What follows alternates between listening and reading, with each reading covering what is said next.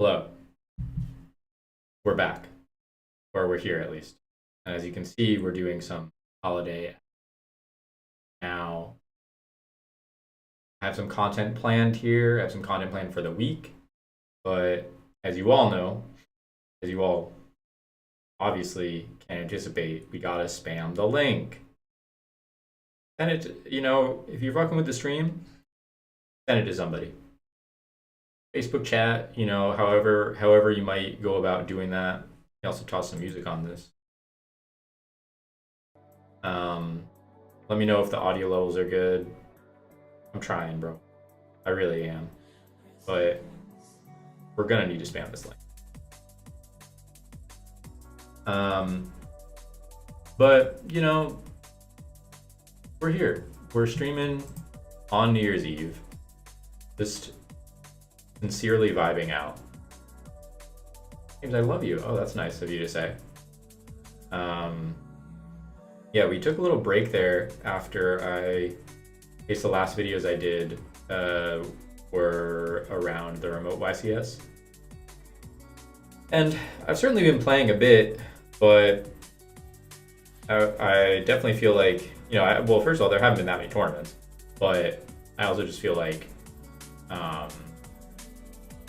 my interest level has been a little bit lower. But I will be spamming this link. Gotta get everybody in here. I know you all are home and you hate your family. Don't we all, right? But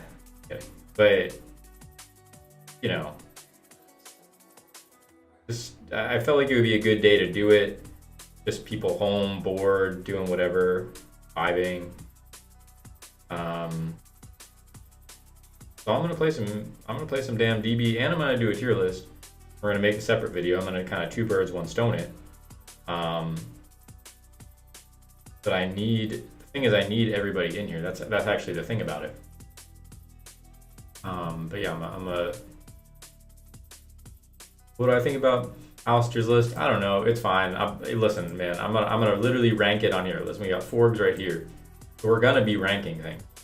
We will be ranking things conclusively. We will, it's gonna get decided here, and just gonna be the final word on the matter. I think that deck's pretty good though, and Alistair's results with it are quite good, and much love to Alistair. He is a ladder grinder, and that's what's important. You have to be grinding ladder. You have to be spending 4 to 6 hours of your day grinding ladder, or else you're not going to be successful in this game. And it's also more important to grind ladder than to have good results in tournaments. Obviously, that should kind of go without saying. Hitting that ladder number 1, much more impressive than winning any amount of tournaments. Those of y'all just joining us, we're doing a Christmas stream by the headwear. But I'm just gonna play a bit. I'm gonna get us started with a match. We're using this dragon deck. Don't worry about the exact specifications or the quality of the deck. It's just something that I've been playing for fun. No one else will have fun playing against this deck because it's super degen, but for me it's fun, and for that reason I will be playing it. But lock in, dude. You're at home. You went back home to see your parents or something. Getting fat, eating. You're sleeping. You're watching the stream. I plan on doing a couple hours of streaming today, so you're gonna need to be here for the entirety of that. I will be doing a tier list, as I described before. You're already fat. Probably. That's probably true. In that case, bro, do some sit-ups while you listen to this. We open Future Fusion, so kind of average hand here. That's how the deck's supposed to function. If you're not opening Future Fusion, probably just kind of built the deck incorrectly, I would say. But yeah, you're about to see kind of the magic of this deck in action. Now, I could conceivably set these first to try to push through the future fusion. I think I might do that because if my future fusion got stopped here, I would be in a very tough position. So I'm pretty happy to just wait a turn and protect it with the bribe. See, look at that. He would have used it. You're already getting some good plays. That's not for nothing, bro. A little unfortunate because now if he Raikos me, I don't have the Divine Wrath to stop it. He's probably thinking Divine Wrath. Who the fuck is this guy? But you gotta understand here that was a good play. That was a play of some value, you know, right? Like not just messing around out here. People would play the cards, see card, play card types. You know the types. You're very familiar with the types of individuals that I'm talking about. But we're gonna activate the future here. We're gonna come from the future. We're gonna activate the future. You have the MST, but now this is where bribe, and I think I'm trying to decide if I want to drop this, but I think I will drop it. Let me resolve my little my little card here.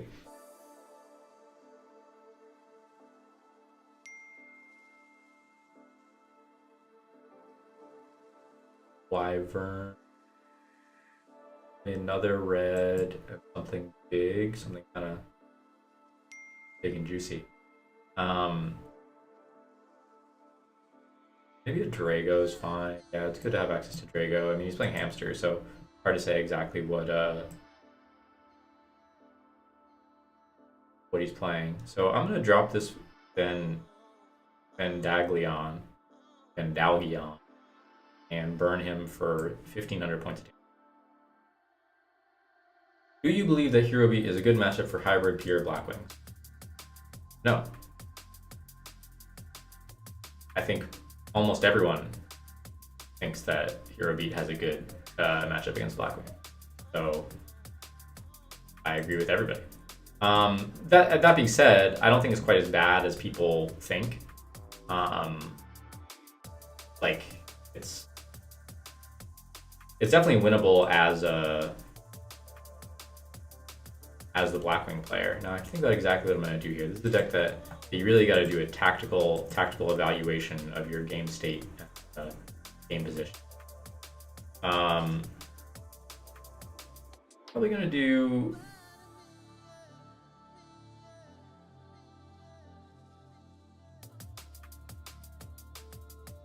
I know this is Raiko, so I'm just thinking whether I want to summon the Blizzardo. Deprisoned. I could also just banish it.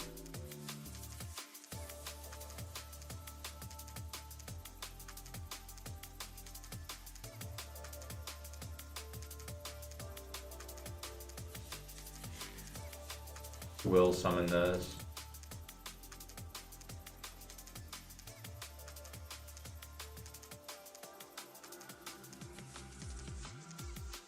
Put this. Okay.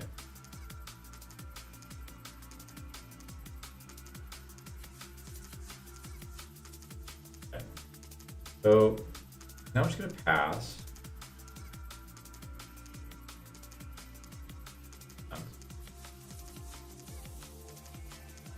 Welcome everyone who's joining. You know, we got a big day ahead of us. We got tier lists. We got playing this shitty deck. We got, you know, all manner of things are going to be occurring. So I might hit this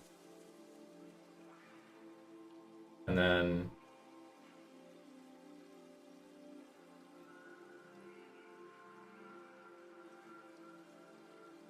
gonna attack this. Be another hamster. I don't know exactly what he's playing. Dust Tornado, bit of a confusing one. Try that. Hit that. Probably another Raiko. Yeah. Off future. Okay. But I have okay, it's cat. Yeah, you know, I was actually gonna say like maybe it's Synchro Cat, but I thought that would just been so strange that I didn't for something. Now do I banish this in the end phase? bottomlesses or something. My call's kind of dead, so I probably just won't wait it out here. Thank you all for joining. We got a tier list coming up. You know, I'll probably play this game, then do the tier list, then kind of, you know, do my thing. So I'm gonna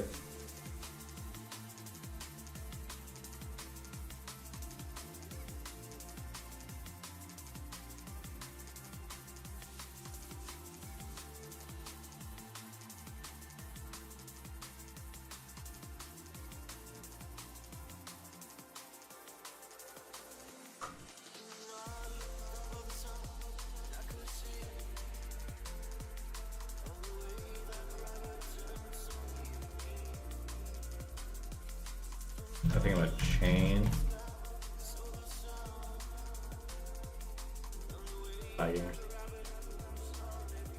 So I'm doing this to play around bottomless and torrential. I mean, he doesn't really play around torrential. I feel like a solemn set as well.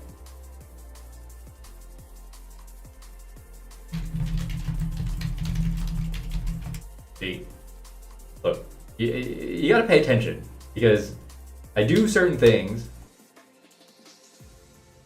for reasons. You don't understand the reason behind the season. Feel me? This he can bottomless. Okay with that. So now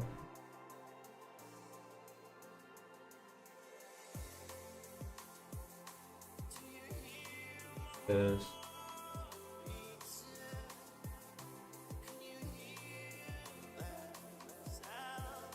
You literally cannot teach. Oh. It would literally be impossible for you to teach.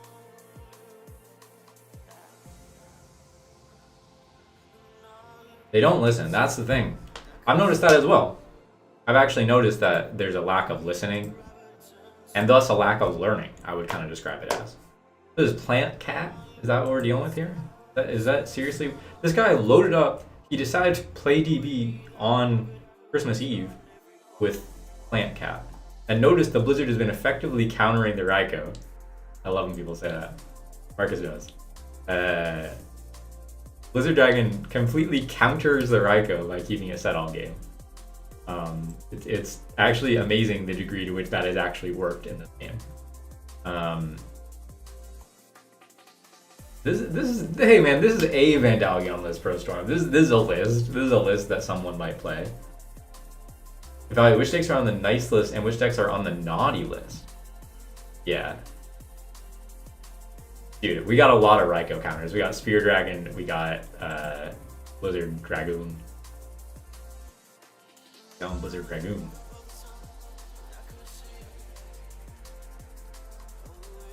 He's going for a Lone Fire. See his vision here. Might get a Titanium. Yep. Kind of what I thought he'd do. I thought he might do with that sequence.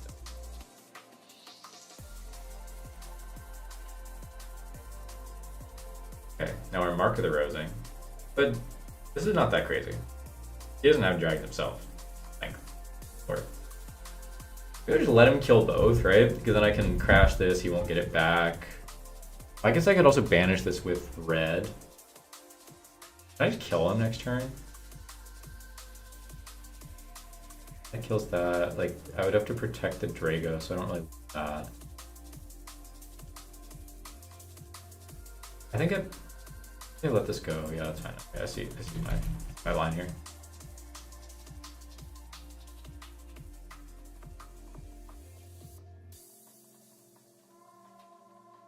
Maybe this is fine.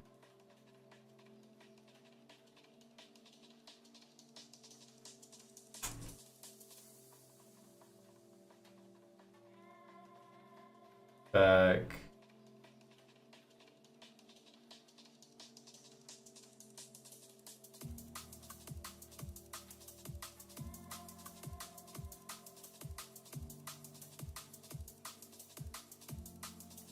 I think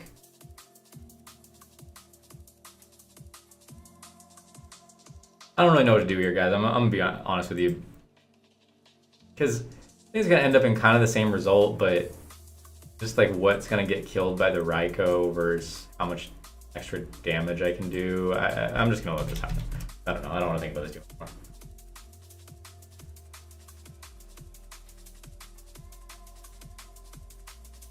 Kind of a conceptual conundrum, I would say.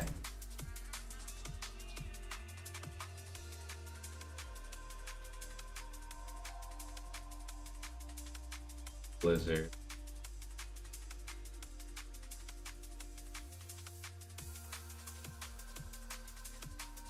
To draw the Raikou count.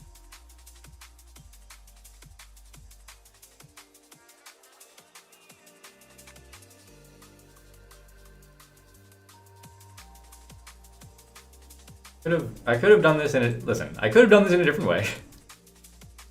And I chose to do it this way. And am I sure that's correct? No. Absolutely not. But the way that I have chosen to do it. So you need to have agency in what you do. How is everyone enjoying their Christmas so far? Their Christmas Eve. Did anyone open their presents early, and what did you get if so?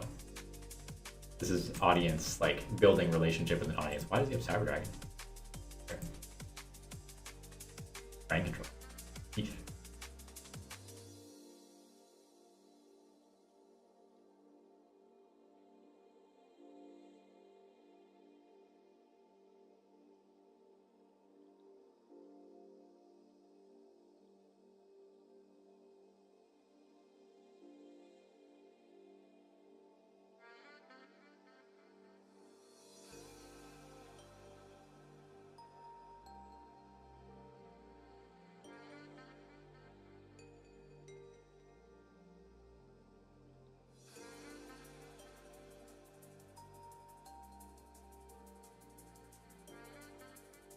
Me.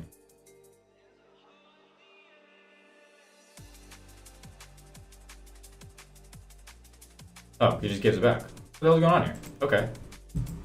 Alright. Now you lose.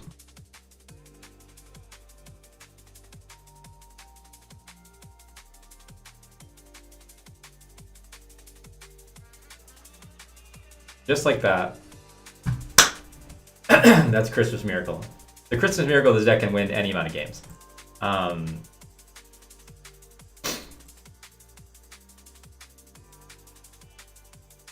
But when it does, you know? When it wins big. Not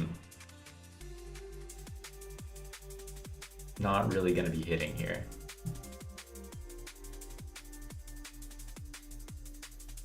Everything else, you need the blizzards because they're going to counter the Raikous, obviously. That's been understood. Do we need skill drains here? I don't have them in right now, and I probably don't have enough time to think about what I'm going to put them in. But is it true I'm a Gigavice hater? Well, you got to wait and see the tier list. I think, because it's right here, and let me tell you, I did a run through of it with my boy last night, and he was not too happy with the placement of the Gigavice. So that says a lot, I think, right? Yo, am I like, bro? I might have to get crazy style with it right now. I think I'm gonna get crazy style with it, and I just I need y'all to respect the crazy stylistic choices that are gonna occur. Could get punished here. I could get really punished here, but you just like, sometimes you gotta go with an alternative maneuver to really hammer home the vibrations. And I'm gonna cancel out. Okay, I'm gonna hit the Raikou. He didn't expect this to be a set. He didn't expect me to set a card with 0 defense. Why would I do that? Why the heck would I do that? Probably one of the worst things that could happen. But Is this during the end phase this time? And I baited the storm, which is going to be crucial when I refill my hand with the jar. I'm not sure y'all are feeling me. This hits. Okay.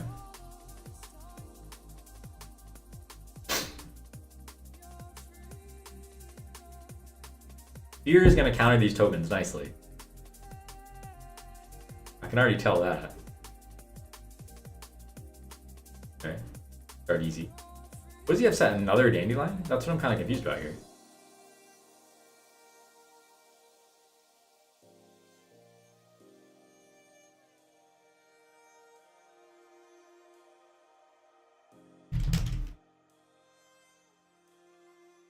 Just in time.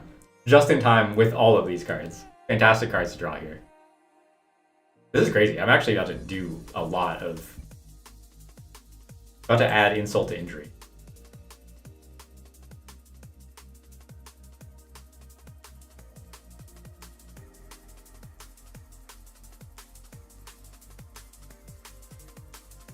Okay. So, bro, we might need to go multi-spear dragon on him. Alright. Gotta sit up in the chair for this one. We're gonna go this, triple wyvern, probably Drago, maybe Blizzard.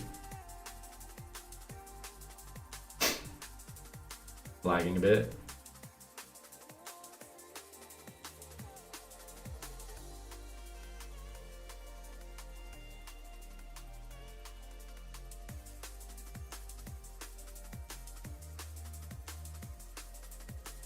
I go speed. Okay. High key. Okay. Then go this.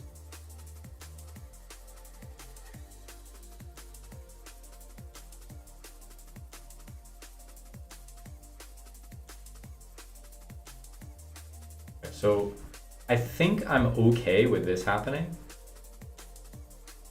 but I will chain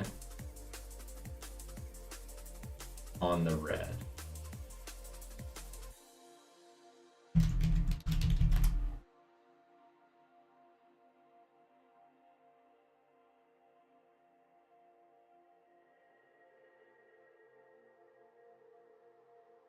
So this comes out.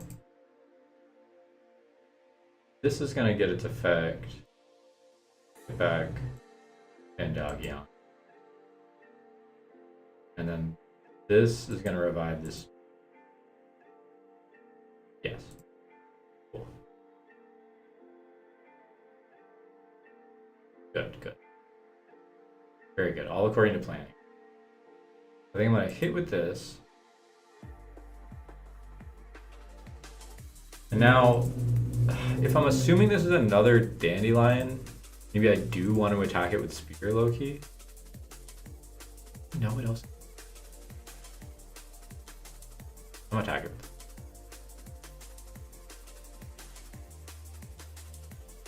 Yes, okay. Okay. Dude, we are cooking.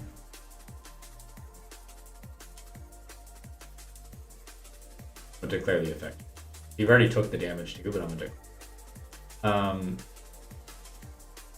And now I'm gonna set the wrap if I want it. Not really. These spears about to run through him. The Wrath to counter the Caius. Is anyone seeing this? I look, you don't even really. Probably will. Is it just game effect? 38 to 38, then 28. Yeah, assuming he doesn't have. Oh, I can get back, I think.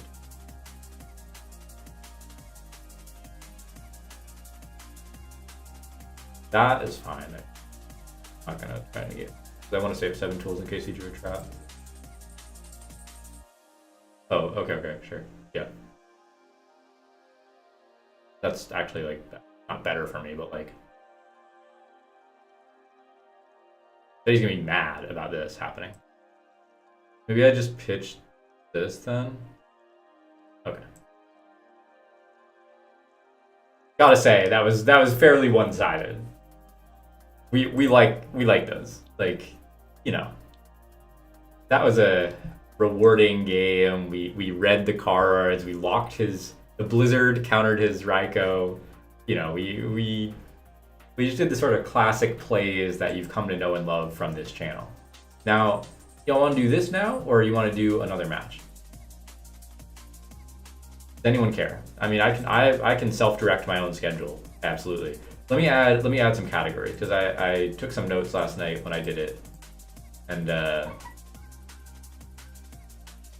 yeah, so 1.5, and then I had another tier.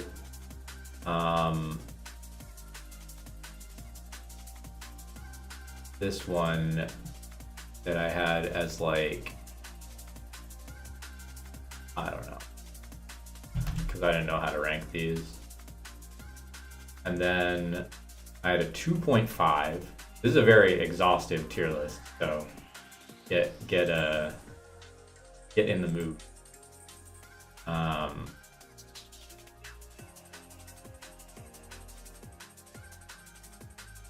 Maybe a 2.5. Okay, I think that's how I had it arranged. Okay.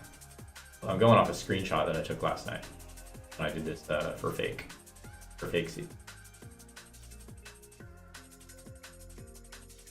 0.5, and then I had, I had 2 more tiers below.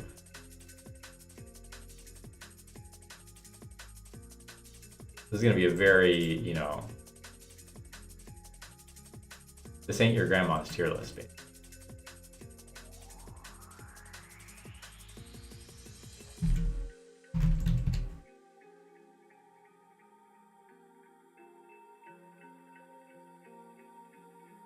And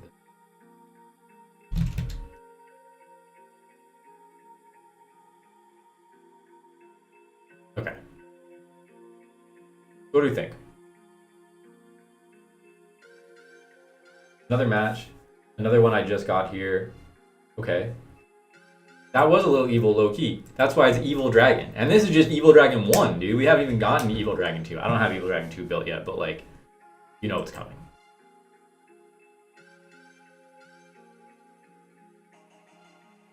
Ask for anything below 2? No, dude, because the people need to know. And there's gradations of ass. There's ass light, and ass mega ass, you know, whatnot. Rummel. This guy sounds kind of sweaty, low-key. And he's got a lot of EXP.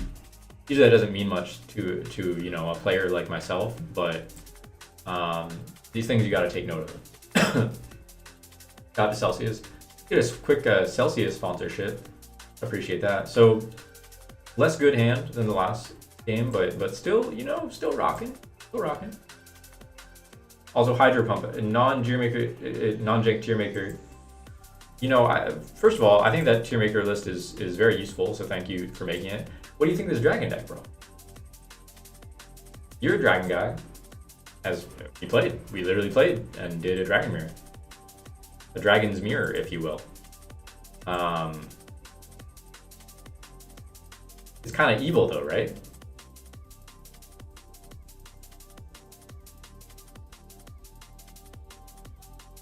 Yeah, below ass. Below ass, you're in fucking the netherworld. Like, that's like one of everything Highlander deck that people play at locals type shit. But like maybe they have like a banned card in it by accident. All right, that's pretty annoying. Not gonna lie, you know, frogs can be a difficult matchup for this deck.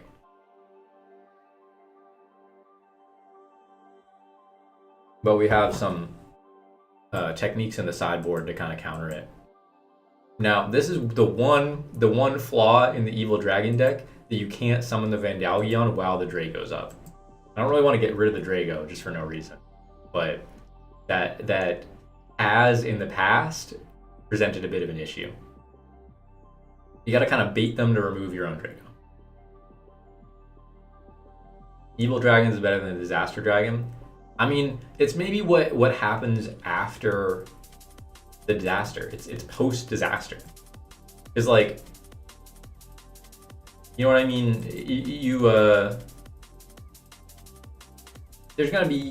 there's gonna be a cataclysm, right? Climate change, global economy, AI, Bitcoin. These things are all gonna come to pass. The Matrix, and okay, this guy's playing reckless here. So, and people think it's gonna be Anthropocene. And I think it's going to be, ruled by might, like the people who just have the most power, have the most resources, are just going to take control. And so I think that could lead to a lot of evil. You feel me? And so the disaster could lead to the evil dragon. Well, he didn't have a second reckless, so relax, buddy. I need the tools to use the 7 Medallion.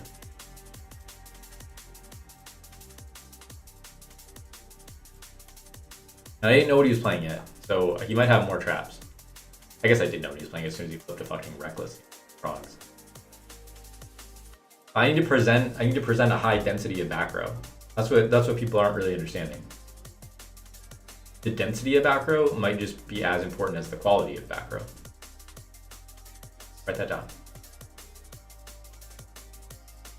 I will be 7 dueling for the second reckless. That is gonna happen. He has a lot of cards, and he doesn't want to set them because it's gonna lock his tree point. He's scared. Pitch a card, bitch. I like that he pitched the one that I clicked.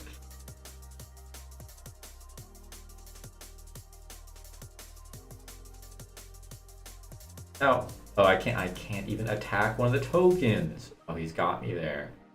Maybe I can Blizzard Dragon the set, so he can't flip-flop frog me. Thoughts? But if he flip-flop frogs me here, maybe that's actually good for me, because then I could start Vandalgioning. So I'm kind of baiting him, I would say. I low-key wanted, that's what I'm saying. That's what I said. Okay. Ooh, alright, this could be big. I think we can all acknowledge that this could be big. I might have to do some leading with the set Blizzy, and then I don't know why. It's not like he really has anything to punish, but just sort of like put the fear of God in him a little. Bruh, I might really have to fuck around and do that. Because how soon do I really need to use the Morphin Jar? I don't need to use the Morphin Jar anytime soon. Although right now, nah, because look, I'm not gonna be at a deficit of monster.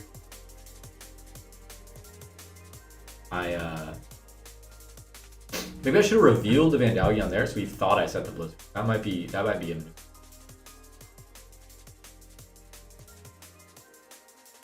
This deck's all about maneuvers and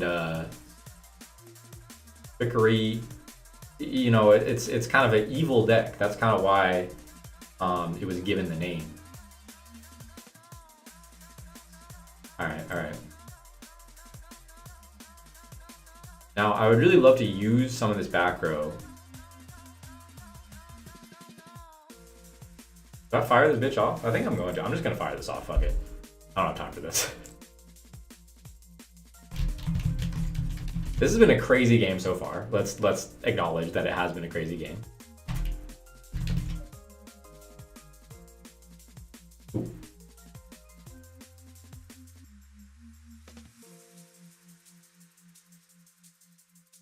Well, I had some good cards of his too. He doesn't really play traps.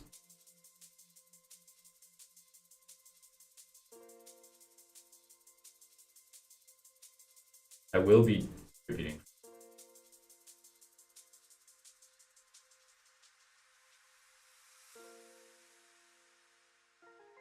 I would like to get to Spearing, but I think this turn I'm just gonna take the value. But believe me, Spearing is on my mind. Dude, why are the Spear Dragons randomly going hard? Exactly. You understand. They will continue to keep going hard. I haven't really had a match with them that they have not gone hard yet. I think, I mean, I guess the set's like a Treeborn, I would assume. Yeah. What do you search? You search Swap? Maybe I could have wrathed that, but no. Alright. So I'm gonna Divine Wrath the Substitute and hope he doesn't have 1-for-1. That's sort of my mindset right now. I also need to hope he doesn't have Heavy Storm, but I have Solemn. Runade. That's gonna need to get Solemned, I believe. My opinion.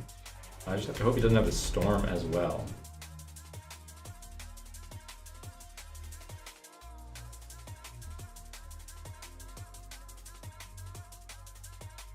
If he does have the Storm, I might be scared of a Starlight Road type card. Yeah, it's alright. Alright, sure.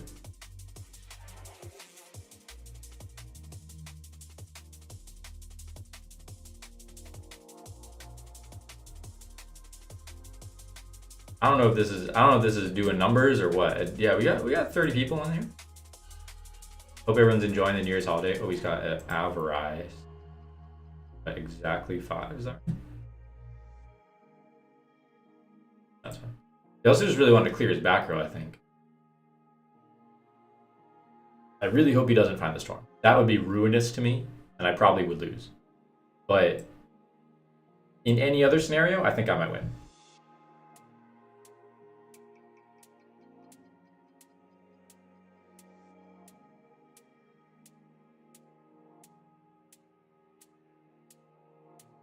Please don't hit the Divine Wrath. If you hit the Divine Wrath, you're a bitch. Call, that's fine.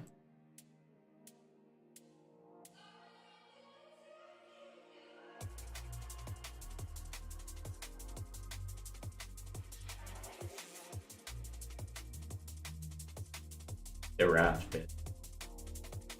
Get Wrathed. Get Wrathed. Please don't have 1-for-1.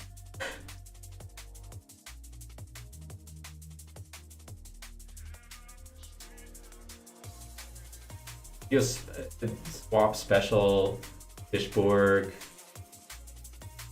Okay. Well, he's Fish flip flop.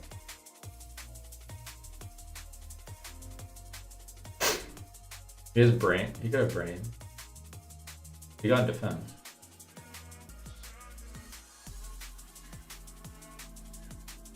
People do be thinking they're Alice Doreen.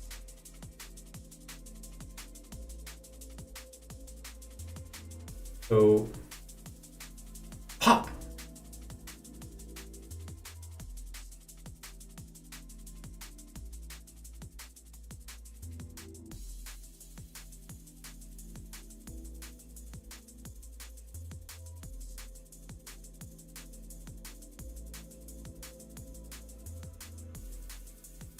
Here. Because believe it or not, this deck doesn't have that many outs to do block. If you could possibly believe that about this deck, there are relatively few outs to do. But if he doesn't, first of all, this is just a weird, like, this is overall just a weird way to play this hand from him. I mean, I don't know how I would play against a dragon deck here, but like,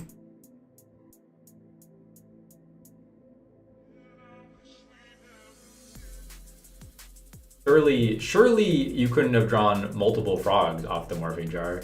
Surely you had to draw 1-for-1 Avarice. Did they even play MST? Is this the other guy's list or what?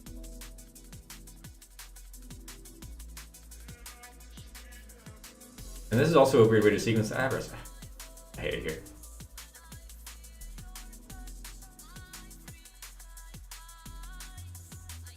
Your dupe, and then your swap bounce set flip flop. I mean, I think that's happening.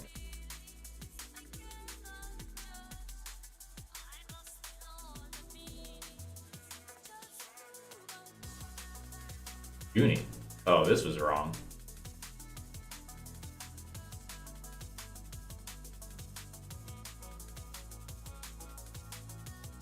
Alistair, I'm doing well. Thanks for asking.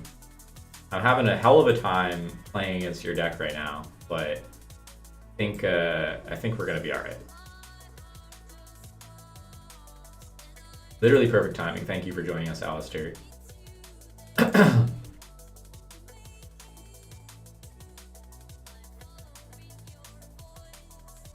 I put this to defense, maybe? Because he clears... Because there's like Goya. This already prevents Armory, so...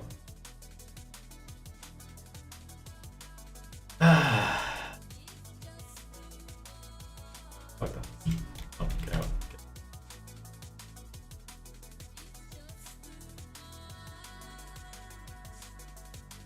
So I know he has another sub in hand, right? Pretty sure. No, he pitched it off 1-for-1. No, I know he has flip-flop in hand. But I don't think I know sub, but I mean... He has 5 cards in hand. Pitches. We're gonna... Still didn't have fish for it. That's the crazy part. And... Huh? Alistair, is this your man's? Is this your guy? Because he's doing some maneuvers, and they're not necessarily good ones. I gotta keep it real with you. DDU would go hard. Man, that's in the side. DDB's coming. But he hasn't normaled. Need to use. Okay.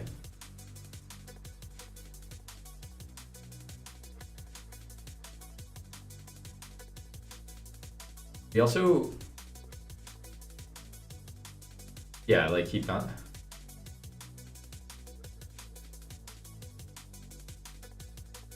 I keep taking 4.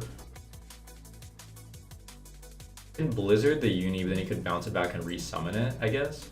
Crazy game state. I guess maybe I will do that just to force that to happen.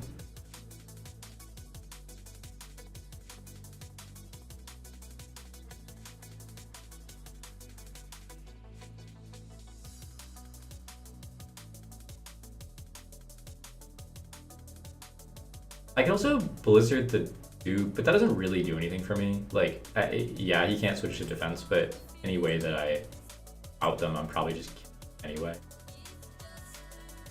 So now I could set the bribe, but I guess bribe doesn't even really do that much.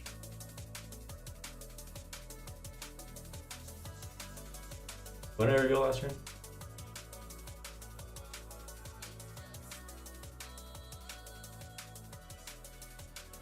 Bribe for force him to bounce? No. I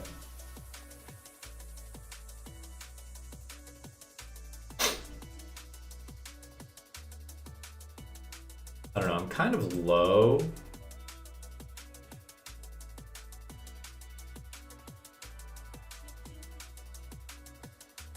Some of the matches with this deck can be a grind, you know, I'll admit that, but you gotta be prepared for that kind of gameplay. So real talk also, the outs I have this are compulse. I have 2 compulse, and I think there's one other way I can out it. It's the Vandalgion pop effect, but that has to be on a trap, which I think he only plays exactly 1 reckless, 1 more reckless. So like, not the most likely thing to happen. Although, so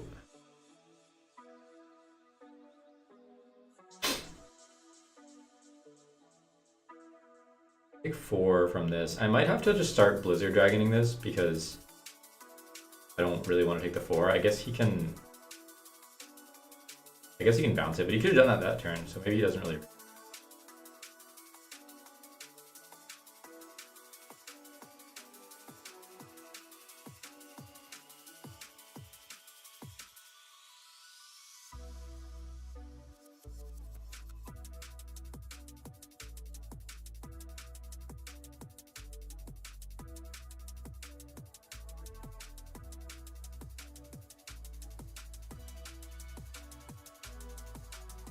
I can always double shoot her red eyes if I need to.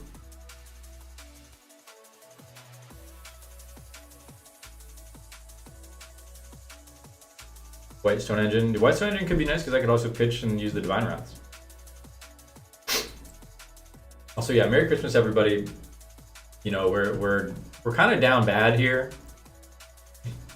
to no one's surprise. But he could have just. This guy's out.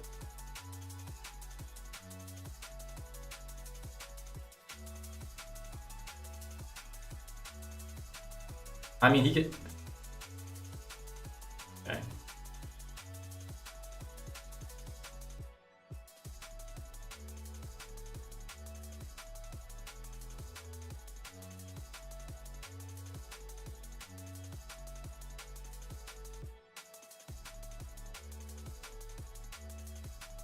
With 18 in deck, I have 2 Compulse. I mean, I'm not gonna deck him out because he plays fucking Fishborg. Like, he will find the Fishborg eventually. And then I'm in a bit of trouble. But...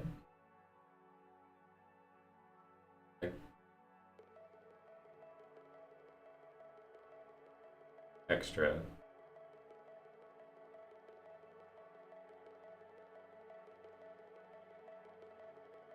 Ooh.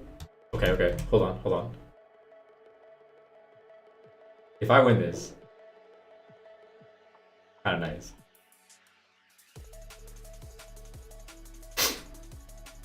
Okay, so he specials, bounce uni, at the flip.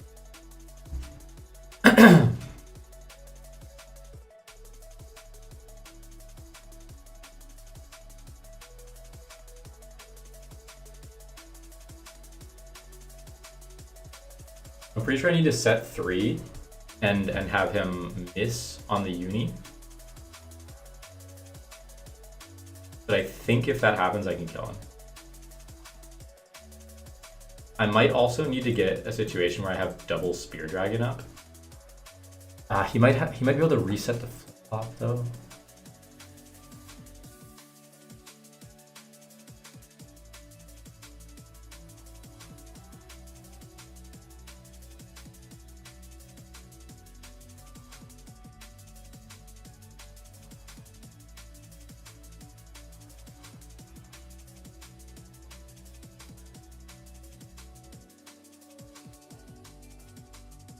Send me the moment of truth here, guys.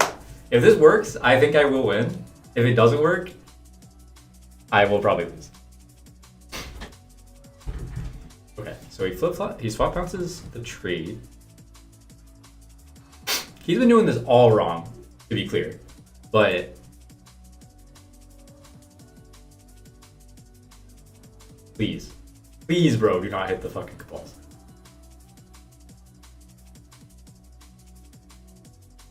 Oh, he left. Oh, he's back. Back just in time to hit the... Fuck. God damn it.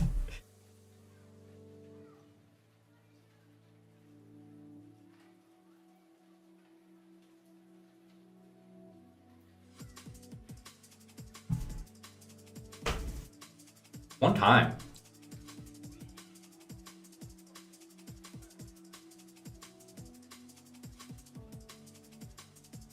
I don't know if I have this. 5, 7, 8.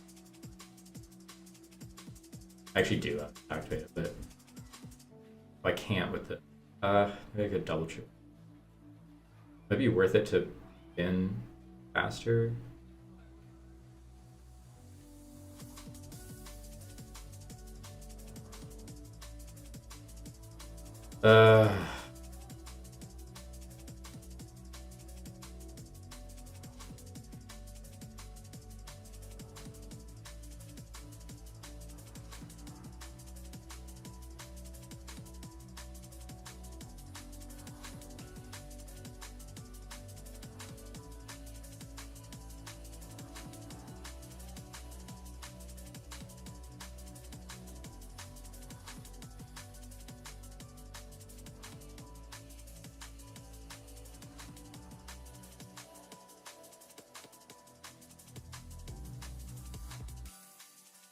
I don't even really know why I'm playing this out, but because now it's like I need to wait until I draw multiple.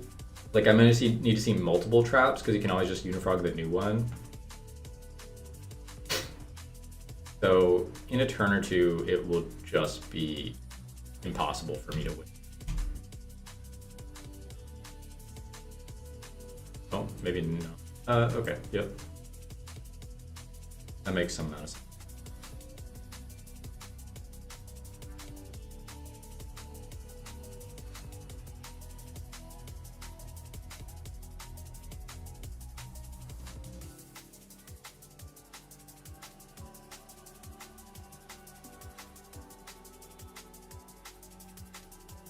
Is there like some other way I could have been doing this? Like, I don't know. Anyone in the chat? I don't think there is, but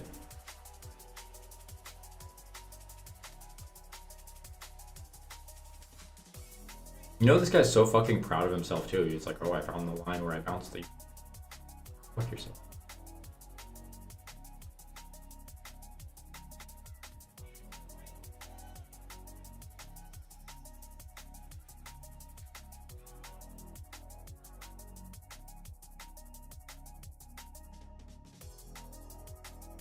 Alright. I think that is. Never seen duplex devastating to a deck. Okay, I don't know if you've played any amount of. But it's all good. It's a known fact that this deck can lose to, but in that fashion. I mean, it's only because he had the extender through the Divine Wrath on the substitute. So, you know, these things happen. But for them to happen the correct way is unfortunate. It is unfortunate, but you know, live and learn. That might be a little fast.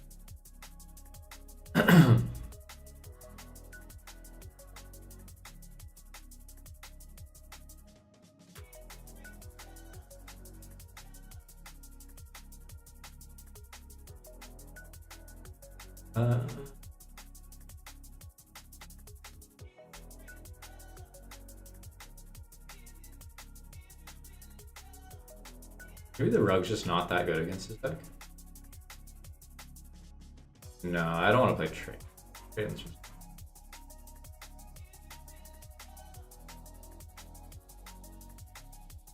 No, you do usually side in traps, but all right. Hopefully this is a little better.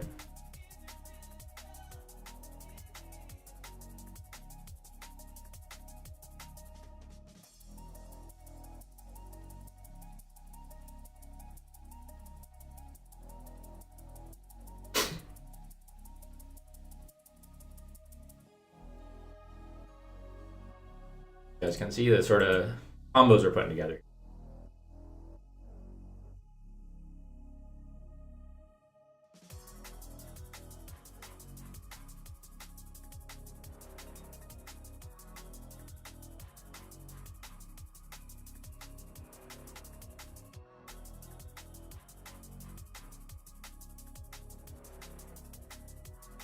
Good drop.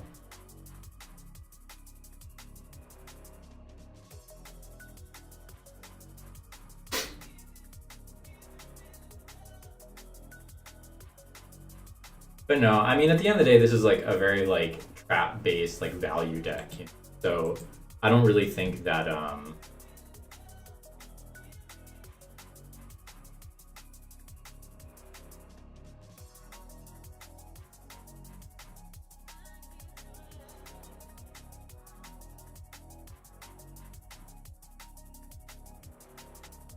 I think. I mean, I can chain the deck div, or I can just solemn and wait. But then he brings back the tree as like a salvage. It kind of fucks me.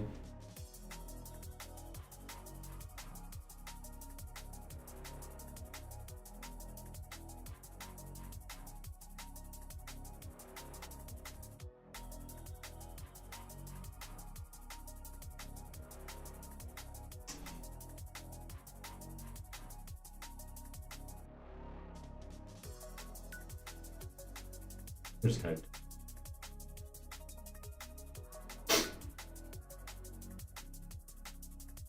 Okay.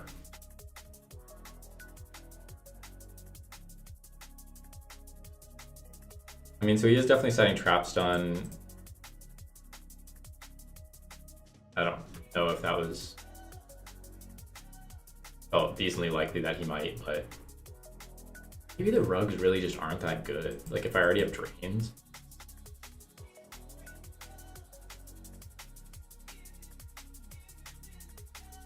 So he's on the four, he's not on heroes or anything.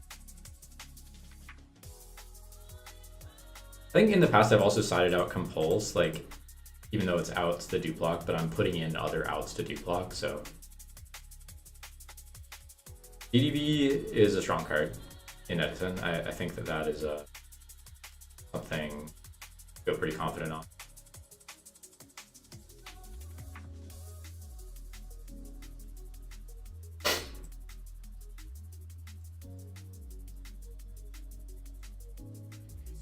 Bro, we need to get there. We can't let this guy kill the vibes of Dream and Christmas. Honestly, you would ruin Christmas if he won. Okay. Solid hand. Pretty good hand. Swear to God, this motherfucker has another trap stomp.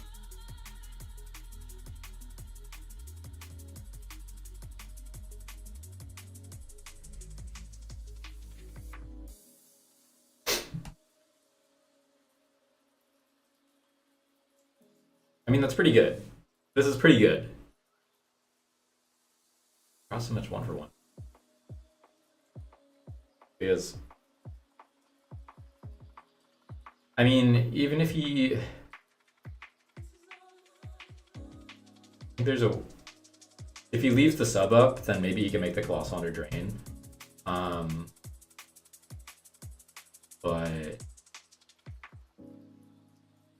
you would have to know sure that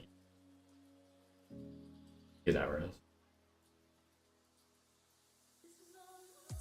Dude, Brummel is already on the naughty list, to be honest. He's wasting my damn time. But you guys make it all worth it. Being here, chilling, vibing out.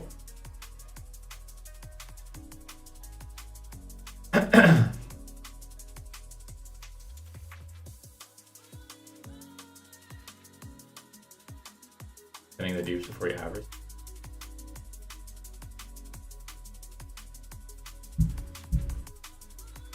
It doesn't know what he's doing. Between the first and the third games, he realized how to play the deck.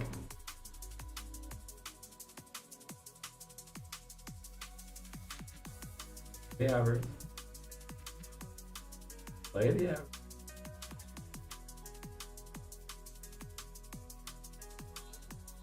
You're doing great, buddy. I think you're definitely supposed to review off for the third swap there. But, you know, you can't win them all. Alistair, if you're in the chat, tell him. Maybe I need a crow. I need a crow in this sideboard. Some amount of crows.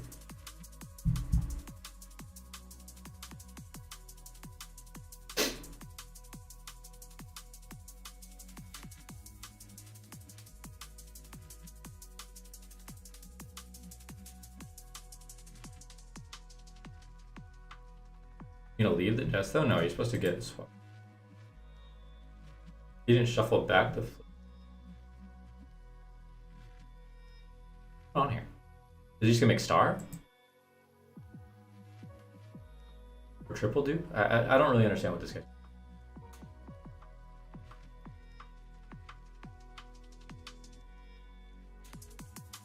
That's fucking ass.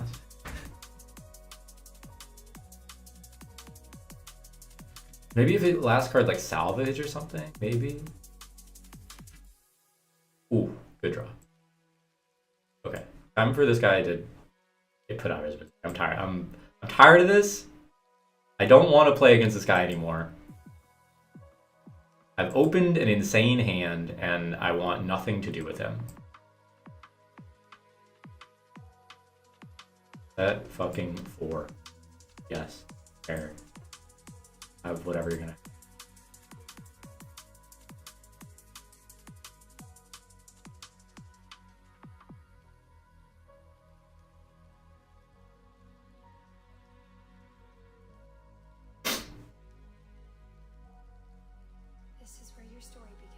Thank you, Alistair. Not ideal play from him. That's what I was saying. That's what I was saying that was an ideal play, but I just needed to get co-sign from you.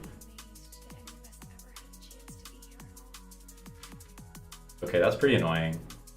But I think I can wait until battle. Yeah.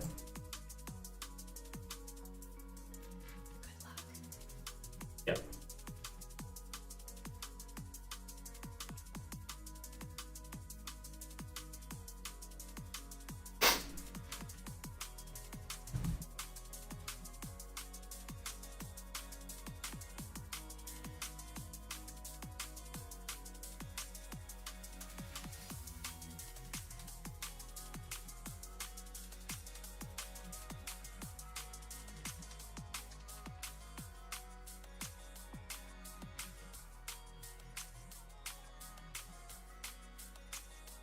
I'm not sure if I'm just supposed to summon the other one just to start beating over the dupes. Maybe not, because it gives me another...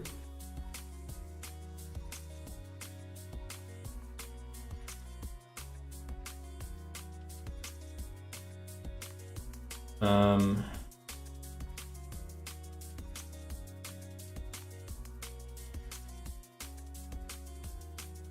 man, I hope to see you at an event next year too. That'd be fun.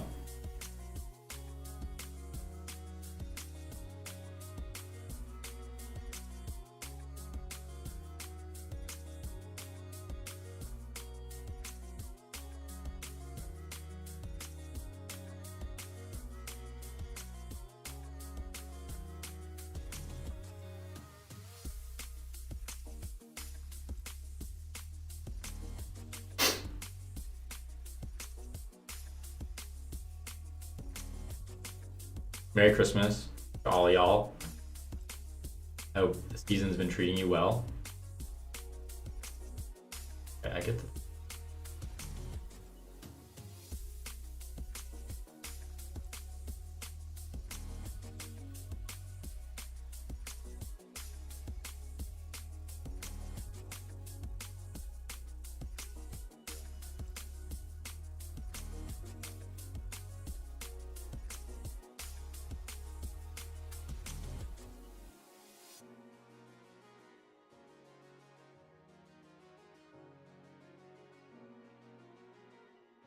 It's just probably stun anyway, right? You get swap uni, is that what happened?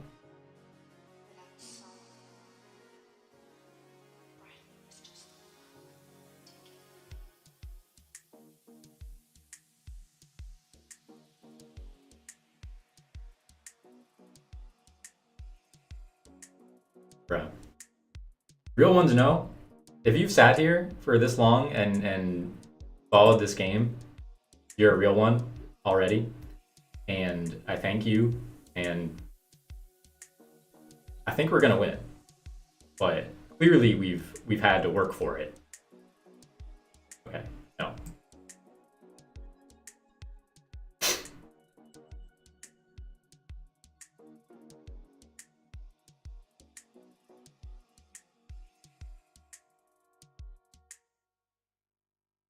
Why has he kept? Are you not supposed to?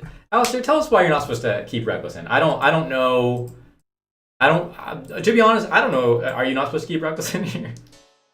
I mean, you probably need the traps, right? But his deck seemed a little bit different than yours in general. I mean, I think, yeah, you probably want to keep... You probably need the traps. You probably need Regeki breaks and whatnot against this type of deck. And those do seem like natural things to kind of board out of base. But I'm interested to hear it from the GOAT himself. Big Dog. Wait, what did we have back? Dupe, dupe, sub flip. Dupe, dupe, sub flip, swap uni.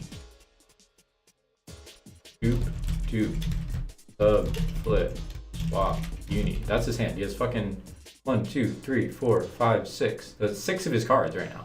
So it's only 2 unknowns.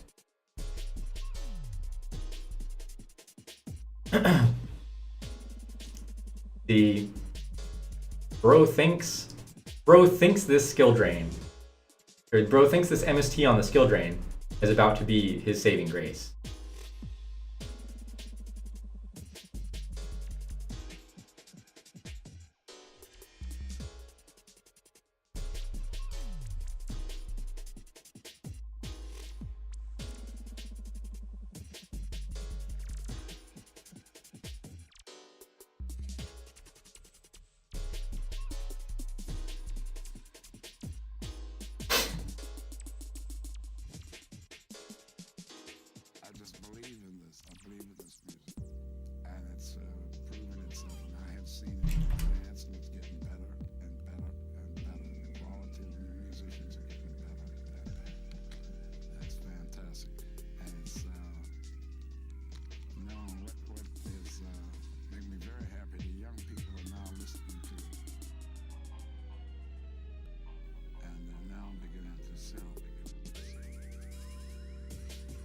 Okay, so Reckless can't keep Reckless on the traps.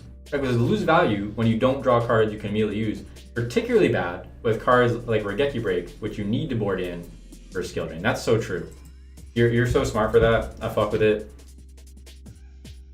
What a time to lag now that I finally have my full setup here.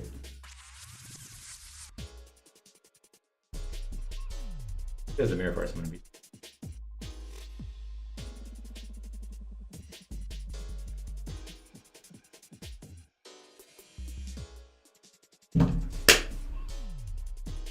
I'm the champ. Fuck this guy. He doesn't know how to play the deck. That was some good stuff. That was some good stuff there. You gotta admit it. You gotta admit that was kind of a nice one. Due to the maneuvers and the sacking and the hard fought game 1 and weird plays from this guy. You know, that match had everything. You can't get better than that.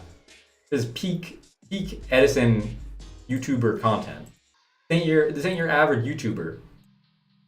This ain't your I Am Nerd. This ain't your E3 Yu-Gi-Oh. This is in the trenches of playing ladder with a dumbass deck and coming out the other side. Let's go. Drop a like in the chat. Whatever. Do whatever you want. Donate some money. Buy me some Christmas gifts. How about that? I should put the Amazon wish list, like the OnlyFans girls. Okay, so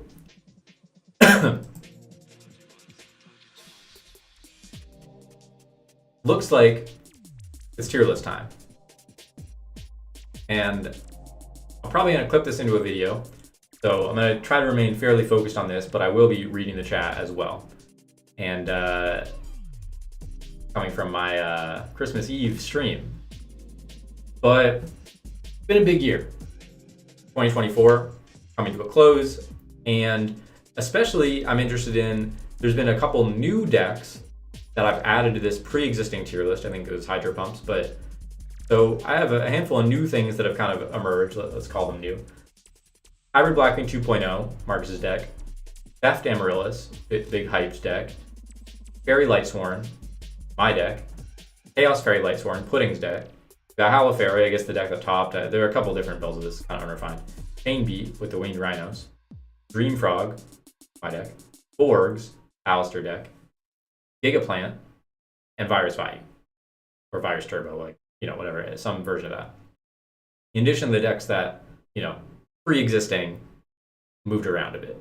So I'm gonna try to go through in a bit order and keep it spicy. Ancient Gear is surprisingly on there. You know, what's funny is last night, when I was going through kind of a mock-up of this tier list, that was the one deck that I left off. Like Machina Gear, it's right here. Like I left it in the bottom section. I didn't even rank it because I was like, I just don't even need to talk about that one. Lone fucking behold. This game slash the universe has a funny karma sometimes that I've become very in tune with. And if you know, you know. The ancient gear might have been our downfall. Okay, so let's go into the tier list now. So I'm gonna start from the middle. Let's say, I don't know. I'm gonna just start where I'm gonna start. Aliens are just ass. Maybe they're okay, but ass. You know, these categories kind of explain something. I don't know one. I'll explain when I get to it. I guess I'll explain it now because I think Amaryllis goes there, but kind of makes more sense in context of everything else. So, but basically, I think Amaryllis is a hard deck to rank. Amaryllis has had a lot of success this year, and I think when I did this tier list about a year ago, I put Amaryllis in like I don't care, like I don't know, and. Or I think at one point I left it off a tier list because I thought it was really fake. And so I'll take the L on that. Like, I don't think it's a fake deck. I think it's a really high roll deck. And, you know, one of those decks that, like, sort of similar to Dragon Turbo, which, spoilers, I would also probably put in about the same tier. You know, you kind of just steamroll everything. The, like, mechanisms by which those decks do those things are quite different. Amaryllis revolves around, like, getting a good mill and like a good curve of like Lone Fire into like Banish plus DDR or a Miracle. But I think the Miracle Fertilizer build becoming standard, which is the one I'm referring to, has really made the deck pretty scary. And just, you know, Titanial spam, there are decks that have good and bad matchups against that. Obviously suffers pretty badly from having like a kind of bad Blackwing matchup. So, but yeah, Amaryllis is super scary, and I think I underrated it for a while. We'll talk about the Theft build in a minute, which I still don't know if I fully understand. But like, Chainburn, I think actually Chainburn, like most people probably put it like super ass territory, but I think it's like, I think there's a build of Chainburn that's quite good. And I am glad people don't play it because it's really annoying to play against. But I think if I just loaded ladder playing Chainburn, I really tried to optimize it, A, no one would have a good time, and B, I could make it pretty good. But that being said, like there's just sort of a limit, you know, like people start siding enough Dust Tornadoes, nothing you can do. Dark Calling. Unfortunately, this deck I believe is okay, but ass. Like it's kind of one of the best decks in this tier, but I just don't really think you can expect to do well at a big tournament. Like, all these things can do well with the right player. I think at a lot of points during this year, we've seen like people who kind of no life one deck take things to the top. So Dark Calling has a top or two. I think even Alien could get a top or two. But obviously tier lists more or less are ranked around like some median between everyone playing perfectly and perfect meta calls and like the actual reality of events. So Dark Calling both not having a lot of good results and not being a very high powered deck, gonna land where it is. That being said, it's a pretty fun deck, and I could see it, you know, having some more success than it has in the past. Let's go with Diva Hero Beat. Now, this is a deck that's fallen off quite a bit, but I think it's just still inarguably solid. I think I've said the same thing in one of the other tier list videos, where it's just like you can't put it that low. Like, sort of similar to Amaryllis, you know, decks are all about hitting their ideal curve. And it's like if you open the Stratos into like Diva turn 2, or not even, like just normal summon Alias plus Spark turn 2, and have the Hero Blast and stuff, then you're pretty smooth sailing. And I think with some tight play, you can beat even hard matchups like Frogs. So I think Diva Hero Beat is quite good. But I know at one point I had put it like in one of the top tiers, and it has sort of fallen slowly every time I've done this. Diva Hero is roughly the same tier as this. I mean, I'll put stuff in order. I am doing it in order. But I think Diva Hero's maybe a little underrated too. It does keep topping the Time Wizards, and it's just like a consistent deck that has a relatively high power level. I think like Hero Zombie, let's see where that is. Zombie Hero, I think is a slightly better version. I think just like the addition of the Goblin Zombies let your Diva plays better. Like, you can not so reliant on drawing like I think DB Hero, normal DB Hero has a lot of sort of like inactive cards, and Zombie Hero, you're like all engine for better or worse. But I think in this case, it's probably for the better. But these are two pretty like comparably power level decks in my mind. Like you're sacrificing maybe some sort of like consistency. Like I think DB Hero is sort of more consistent just because you're playing like 4 3-ofs and sometimes draw spells to find them. Whereas like Zombie, a little bit like more multifaceted game plan, can be faster, I guess. But yeah, those are pretty comparable decks in my mind. Let's do a fun one, Fish. Now, I think Fish is quite good. I think that in actuality, you know, first of all, there's all these frog decks on here, and frogs are a solid engine, right? Like frogs are just good, and so any deck playing the frogs is gonna be pretty solid. Even like Frog Burn, you know, like I might have like down in one of these categories, but it is like a viable deck because it plays the frog engine. And you know, relative to that, I think Fish is a better deck than Frog Burn. And I think, yeah, I put it up here, you know, around DB Hero B. You know, the fact that someone else had success with it made me really happy. Just like, because a lot of people message me about trying it or trying to learn it, and I think those people often don't have success, and for various reasons. And you know, so the fact that someone did, even though there was the weird, made some strange plays and whatnot, but it made me happy to see that that had happened. So I'm gonna leave it like roughly up here. I think it does get kind of like outclassed by Dream Frog, and that was sort of a deck I built like to answer the Fish OTK. But yeah, I think Dream Frog is pretty solidly up here. I think Dream Frog is still a pretty solid deck, even though it kind of like came and went. I would still, if I were bringing a frog variant, I would probably bring Dream Frog, both because it's what I'm comfortable with, but also because I believe it to be a very good deck. And similarly to Forgs, like people ask me a lot what I think of this deck. I think because of my familiarity with other frog combo decks. And I think it's a really strong deck. I mean, Alistair, Scott, and Adam have had a lot of success with it. And it's hard for me to rank, you know, because similar to the Fish deck, like if I'm one of the only people that had a lot of success with that, they're some of the only people that have had a lot of success with the Fork deck.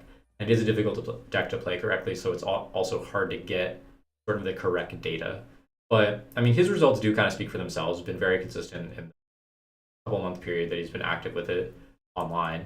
For my preference, I think the flexibility of Dream Frog Game 1 is still of interest to me. Like Forks is just like you're going all in on the combo Game 1 and hoping they can't stop it.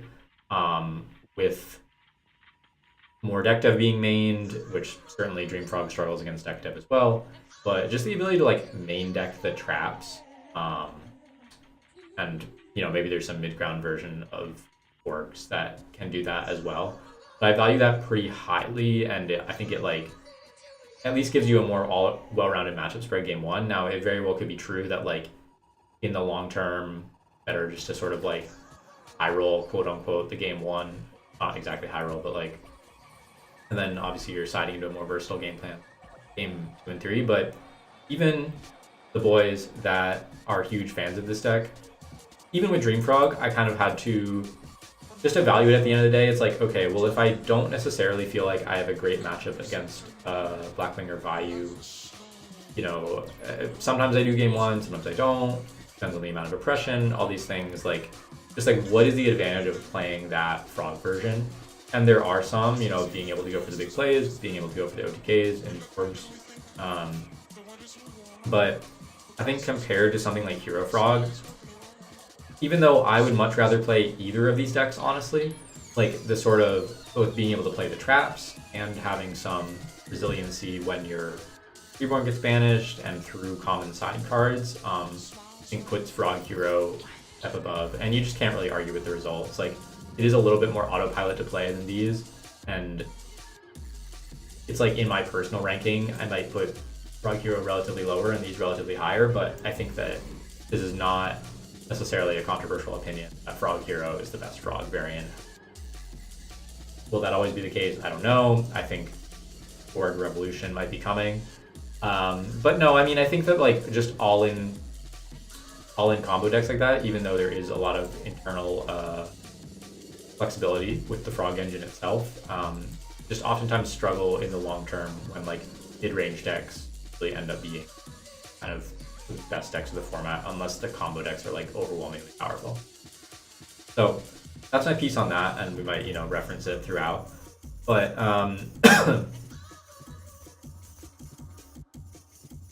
go with the Disaster Dragon. I've been pretty vocal in thinking deck's not very good, and not just petty beefing.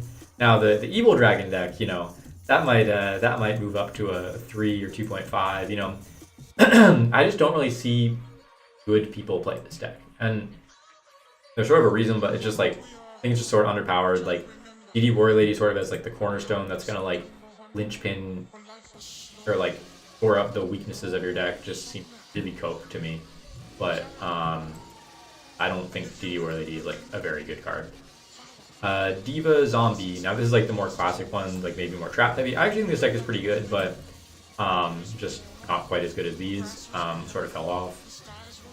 Diva Hero Beat doesn't necessarily have a great matchup, but like, yeah, I mean, I think you'd rather just play a faster version, whether that's like well or instant. You know, I think instant less like I'd probably rather play Diva Zombie, but I think on the whole, instant's probably going to be better for you. I still don't really like instant, but it undeniably has some advantages, like into frogs and just being able to like burst more stuff. Especially if people are playing a lot less oppression, I think is, you know, stronger choice. But this Dragon Control deck, I'm just going in whatever order, but kind of whatever strikes my fancy. You know, this is a cool deck, the Flip Dragon. It's kind of gone lower and lower. There's a lot of sort of like, what reason is there to play it, sort of, but it's sort of like if you like playing the dragons and you like playing Hamster Reiko Caius, then I guess you end up playing this deck. But I do think it's strong. It does have some advantages. I mean, as we just saw through this like evil dragon deck that I've been playing on ladder, like the dragon cards are strong and can carry you. So you're just kind of like mashing two engines that are good, and Future Fusion's obviously a bomb. So I think like some advantages to it, not really much reason to play it. I'm gonna go in with Machina Control, Machina Flip now as well. This is a hard deck to rank for me because it actually has quite good results, and I think relative to its representation. And I think it's basically the like 5th or 6th best deck of the format.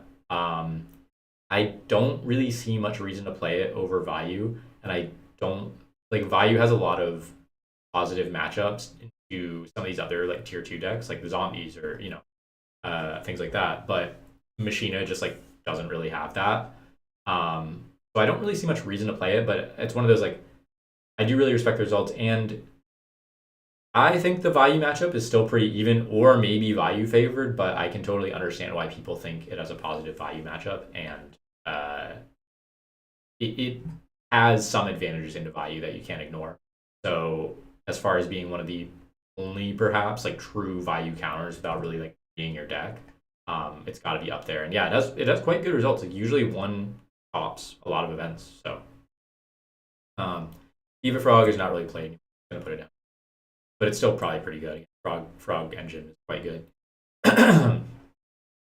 Flamvel, that's gonna be yeah, down below. Gravekeeper, I'm pretty vocal of how I think Gravekeeper is not a bad deck, but I mean it is obviously a relatively bad deck. I do think it's like playable. The right floodgates and the right black bracket definitely can do some damage. Frog combo, I trolled and put this in S tier at one point. Again, similar to the Forks deck, hard to evaluate. I think if like Forgs is a less resilient version of Dream Frog, then Frog combo is an even less resilient version of Forks. You can play a grind game with Forgs. I don't think you can as well with Frog combo, but I could definitely be proven wrong. And I actually have like a decent amount of faith in this deck because like no one picks it up, and maybe some weird little exploit, some different combo could be discovered. that could make it a little better. So I'm comfortable putting it in 3. Could definitely go higher. Like that's one of the biggest like bursts I could see. Eve Frog honestly too. Chamber as well. Fuck it. All these ones below could move up, so it is incentive to try it. I think the Gemini deck's pretty bad. It's pretty dead now, and maybe just outclassed by like the newer Gigaplant versions. Now, Marcus, this is where I guess you can rage or be happy that I acknowledge. But I guess Pro Storm used this deck at one of the Worlds events, and my teammate Marcus has been using it. I've watched a lot of his games, and we often like stream them together. So I'm very familiar with the lines and what the deck can and can't do. Unfortunately, I think he's coping a bit. Again, like I value resiliency very highly, and so like not being able to play much disruption or play out of bad hands, I think he suffered from that. That being said, the combos are very good, and like when you draw correctly, you basically making like sort of unbeatable boards or pushes. I just don't think it's that consistent. And I think if you're gonna play the plant cards, you might as well play Amaryllis. Like you lose to a lot of the same things, and then like if you want the high roll version, like maybe play Dragon Turret. Like I don't know, it's like kind of seems like caught in a weird middle ground to me. It is interesting, and it's a very complicated deck, so I think I get caught in the same trap of playing a complicated deck like Dream Frog, for example, with a lot of lines, and you can start to kind of, if you lose matches with it, you can easily blame yourself and be like, oh, well, I see where I misplayed here. But at the end of the day, like if that happens enough, then it's just not realistic to put it higher, because you're not going to be like a bot playing every line perfectly, and you got to just kind of like take the aggregate results for what they are. Easy to trick yourself with like deck is so complicated and has a high ceiling, therefore it's good, and like you blame all your losses on bricking or misplaying. But I think the reality of it is just not that case. Yeah, for everyone just joining, we're doing this tier list. Merry Christmas to everybody. We did some gameplay. We'll get back to some gameplay in a minute. Hero beat Stun. I don't really see much reason to play this deck. It has 0 ceiling. I'm complaining about decks having too much ceiling, too little ceiling, ability to go wide. But yeah, I really can't stand playing a deck that's just like pure stun in that way. Again, like sort of like Gravekeeper, if you got good bracket, I think definitely could do well with this deck. I played it in Top Cut of the remote YCS, but yeah, I mean, I not a huge fan. Now, where are we? I'm referring back to the list I had made last night. Frog Monarch. Now I'm going to refer to this as like the stun frogs with the level 4 guy, the Arm Sea Hunter, and just any kind of like high frog gauge Monarch deck. I think this is a good deck. Again, I just don't really see a ton of reason to play it all that better than the other frog versions. It's really good against Vayu, but I think kind of like suffers a lot of classic frog problems against other decks. Maybe like Diva Frog should be up here. I think Diva Frogs is like pretty solid frog version that just doesn't really get love because, again, not much reason to play it. So like in the realm of alternative frog versions, they're probably about the same level of quality. Kuraz, I don't really think is good. It's a really fun deck, but I just can't really imagine playing it. Let's do some of the Lightsworn versions. So I think that Christia Sworn is probably the best one because you just have such a good matchup against frogs. You just have such like dominant pushes that picking early Christia people can't really come back from. And really just one of the few decks that like conclusively has a good frog matchup is quite important. And even then, I mean, obviously you can argue, but like Pure Lightsworn I think is really good. Ludo took it to the RBT Rulers and got 4th, I think, 3rd or 4th as like a meta call against DD. I do like that like Pure Lightsworn is sort of flexible. There's not really defined lists you can build in a lot of ways. I will say like if I were to evaluate right now the quality, like how good I think Lightsworn is, I think I would sort of put it lower. That's honestly just because I don't really feel like a super defined build has been found. on the other hand, like I think my Twilight build that sort of gained some popularity, or other similar ones, change a couple cards, whatever. Um, that list with a couple card variation has proven to be quite strong, and I actually like. I don't think it's much worse than Christia Sworn. I like. I think Pure Light Sworn's more flexible. You could add traps, you could add other stuff, so that always could be like more adaptable. But as of right now, like Twilight is the build that I would prefer over Pure Light Sworn. But I think like Light Sworn engine is just so strong that you got to kind of put some respect on it, even if it like doesn't at this present moment have great results. Um, and the Machina Gear, Pana, I hope you're still here. I hope you're still listening. I'm gonna put it in okay but ass. It is maybe better than Flambeau. Let's give it better than Flambeau. Sadly, one good result doesn't change that. I'm hating a little bit. GBs. GBs are kind of a tough deck to rank, and I think historically people have been pretty like bad at ranking them. I think I like playing GBs, and they're pretty strong. A lot of people are really bad at playing against GBs, and the way that they can shut out decks, especially if like the other decks draw poorly. GB is quite strong. Take advantage of those bad hands. So I think I'd put it up here, solid tier 2 deck.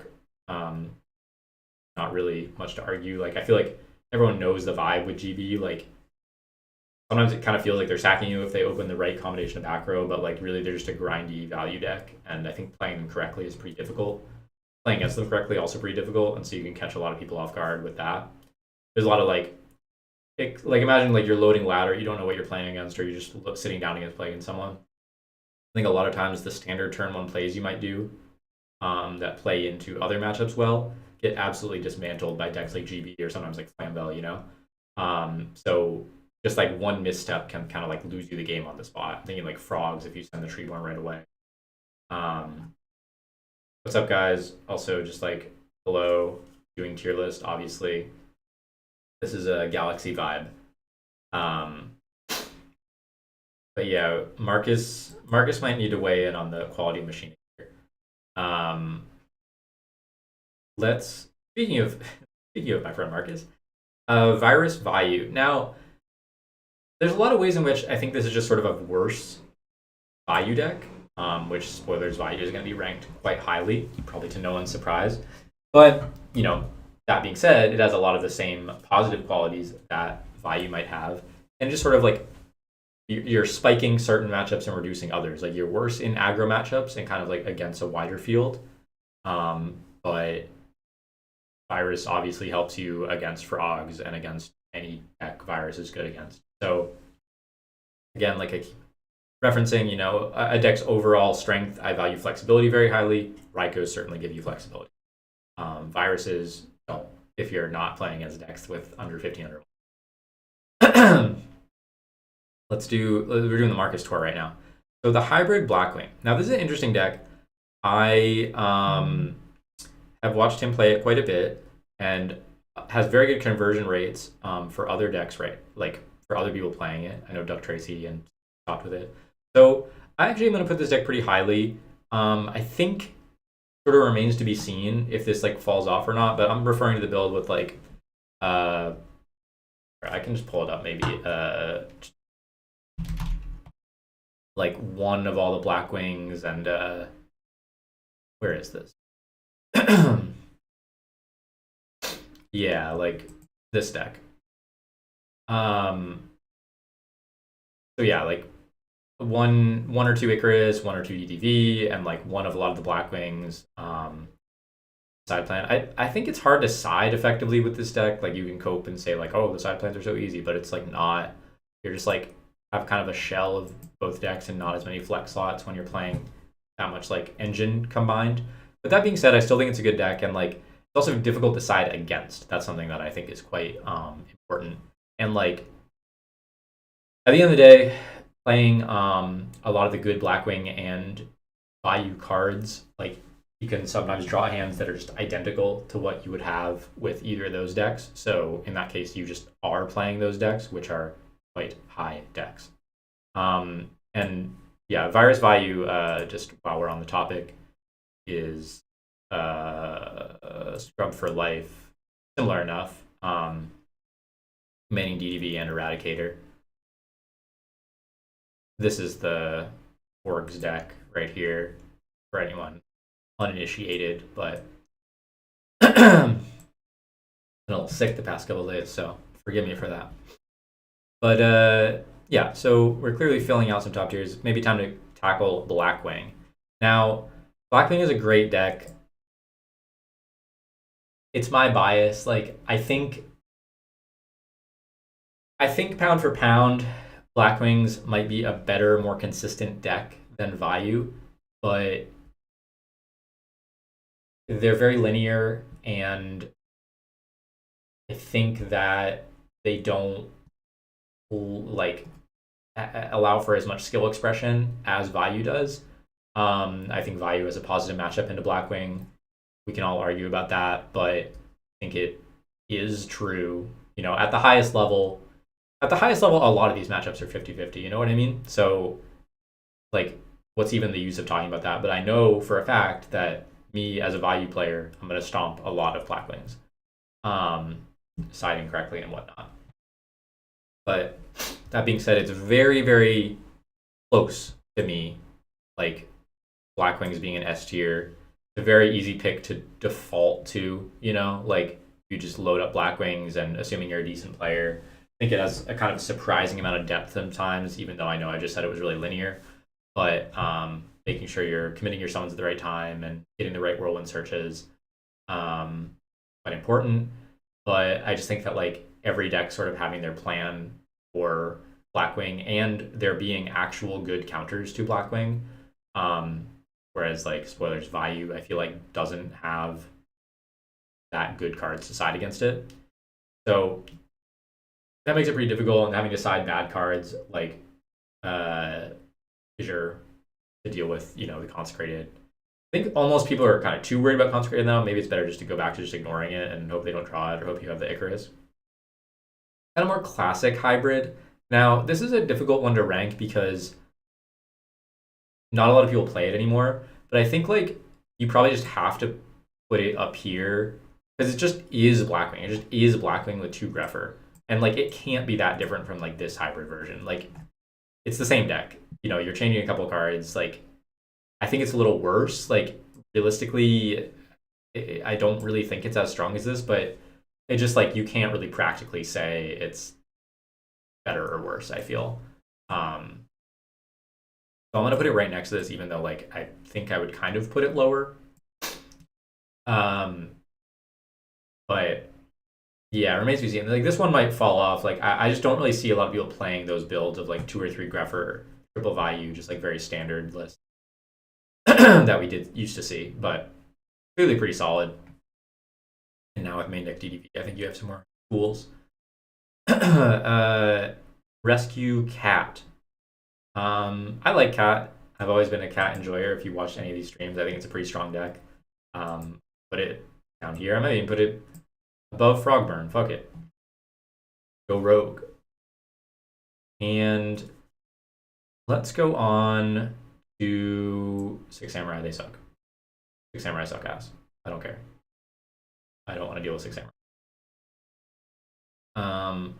Late Sprint 60 cards. It's actually probably like better than some of these decks, but there's just no reason for you to play 60 cards. That's a joke. Norlaris Vayu. Norlaris Vayu actually pretty good, but I just don't really see any reason to play it over normal Vayu. And I just feel like every time I play Norlaris, there's a non-zero amount of games that I Norlaris them and I still lose. And before anyone says fucking skill issue or whatever, listen, I don't want to hear it. I know how to play the game. I'm quite sure of that. This has been proven to me by a number of tournaments that I've done well at, and I don't care. Like, this is not a good deck, and I don't think it's real, and fuck this deck. Hopeless Dragon, same vibes. Like, is that better or worse than Hopeless Vayu? I don't know. I don't really care. Value is probably better just because it plays the value engine. Realistically, it probably could be a lot higher just because like sometimes you're relying on just doing normal value things. But I really don't like this deck, and I think you're trying to cheese people if you play this deck. I don't like you if you play this deck. So X Saber. I think X Saber is quite good. You've had a little bit of like resurgence. I think I'd put it down here somewhere. I think probably like normal cat is a little more flexible. You get to play some like higher quality monsters, whereas like otherwise you have to play a bunch of X Sabers. But they're probably pretty comparable, and the combos are super interesting and fun. I like X Sabers. I think they're cool. And I could see a world where X Saber and not cat moves up. You know, they're certainly like more explosive and less linear. But as of right now, I think like pretty similar to me. Pure Fairy, like Recruiter Fairy. Now, I don't really think there's much reason to play this deck. I don't think you have positive matchups in a lot of decks. Quite bad, and I'm putting it very low as a result. All right. That being said, Pudding's Fairy deck, Chaos Fairy Lightsworn, which is different than Chaos Fairy, which is the Carpath deck. Chaos Fairy and Fairy Pure, I've said before, I don't think there's a meaningful difference between how good those decks are. You're playing like a lot of the same cards anyway. But on the other hand, Pudding's deck with this fairy engine and whatnot.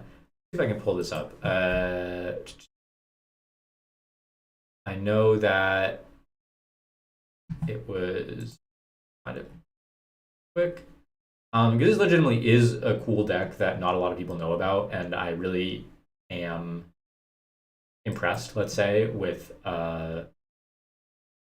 Pudding, who has been really just like labbing this deck out for months and months and months. And yeah, I mean, he's just done really well with it. So I really just got to say, like, hats off to him. I played him recently in a tournament, and he me one like that. But I was playing Dragon Turbo, and this deck probably has a pretty good matchup against Dragon Turbo. He's like really done a deep dive, I think, of trying stuff out, getting his side patterns down, and just like I think this is a great example of anyone who is working on a deck that might not be tier 1. And like, spoilers, I don't think this deck is tier 1. I still think this deck is like not very good, but it is really interesting, and like, he like put in the work, and I think that it's a great example to anybody who is working on a deck like that, and a good showcase of like how to do it right. But yeah, I mean, I think it's like not even tier 2. Like, I don't think it's as good as these decks, really. He's the only person that's had any success with it, basically. But he has had some pretty good success. But I think it's kind of bricky too, so it has some matchups that really spikes. But other than that, this is my version of Fairy Lightsworn. Maybe we played on the stream today, but probably not, because I was going to do a deck profile of this deck, like getting to rank 1 playing it. It's similar to Pudding's deck, but I don't play the Dark Engine. And I'm going to put it down here because this deck sort of ruined my life. I think it's a pretty good deck, but I have not gotten it yet to a point that I want to play it, where I'm ready to show it, I guess. I keep tweaking stuff, and it's like 1 step forward, 2 steps back, and I just it's a difficult deck to play. I really enjoy playing it sometimes, keyword, but it's also an extremely frustrating deck. So if anyone has watched, I don't know, me play on ladder or anything over the last couple months, you probably know what deck I'm talking about. It's just kind of like Pudding's deck without the Dark Engine, and it is good, but it is not good enough. So sadly, getting stuck down there. Now, Theft Amaryllis. Now, this is kind of how I felt about other Amaryllis deck last year. I was like, I don't know. I don't know enough people that play this deck. Like, I don't have enough info. Is this deck fake? Is this deck real? So I'm almost like unfamiliar with all the builds of this, because I know it varies. The Amaryllis chat be going crazy. But Amaryllis, Theft version, I think they don't usually play Hidden Armory. They just play more of the equip spells. They usually play Cyber Valley, trying to kind of play more of a controls based deck, like more a versatile monster lineup. It seems a little worse than regular Amaryllis. Like I think sometimes they don't play Miracle Fertilizer, and that card seems really good to me. Just kind of like I feel like it's like fake consistency. You know, like you're not taking as many brick hands, but I think you're probably also just like reducing your auto wins as well. That being said, it's had good results. It still seems like pretty good. I'm gonna put it like down here. I don't put it above Diva Hero Beat, to be honest, because similar to what I've been saying about these other decks, like a lot of times you're just doing the same thing as a normal Amaryllis deck anyway. So like the degree to which those things are that different or negligible. Valhalla Fairy, I mean, that's only really had one good result, so I don't really have a lot of faith in it. But it is a cool deck. I tried Valhalla in my Fairy deck too. I'll put it down here. I think it's probably better than the other Fairy deck, but still not very good. Kind of high rolling. Quick Draw. Now, there's a couple quick draw versions here. Quick Draw Plant and Quick Draw Volcanic. I'm going to put the same thing. Quick Draw Plants is probably better. Like, you can play different versatile trap lineups, whereas, like, Volcanic ones, you know, that's a big engine, but whatever. No one really plays either of these, so it doesn't matter. I think that these are good decks, and you can really customize them. Kind of like I was saying about Lightsworn. You play some good amounts of non-engine and stuff. So I think it's like pretty solidly down here. Yeah, I think like you can build it to have a not so bad value matchup, which we would normally think of as being quite bad. Like I think a lot of decks can lose to Quick Draw. It's just a matter of like why would you play Quick Draw over different Hamster Raikou decks? I don't know. Is Quick Draw better or worse than Dragon Control? I think just the fact that like you have a worse matchup into the Blackwing and Vayu makes it pretty tough. On the other hand, Quick Draw Machine is a deck that I actually think is quite good, and I think is a superior version of Quick Draw.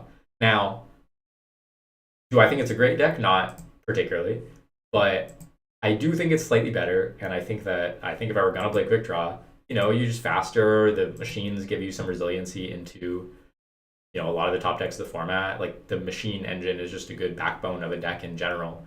And I like Quick Draw Machine. I remember at one point I did a tier list and being like, oh, only I play this deck. Like I have a weird version of it, blah blah blah.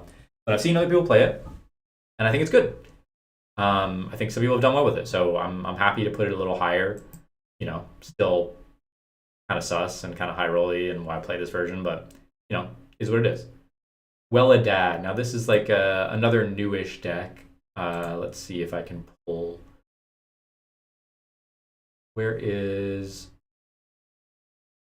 I don't know if I can pull it back. This guy?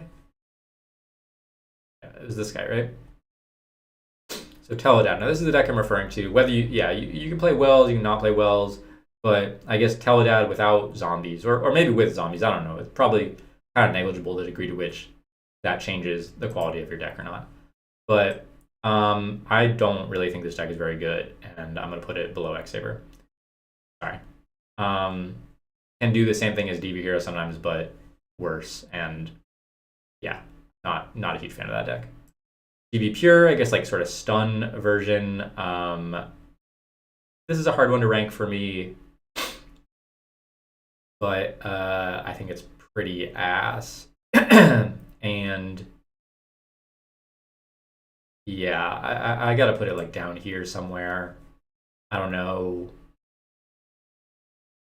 It might even be below X-Saber. I don't think this deck is very good either. Again, bracket luck and hitting the right curve of your hands, very good. But like DBs are just super underpowered if anyone knows how to play against them. So sorry.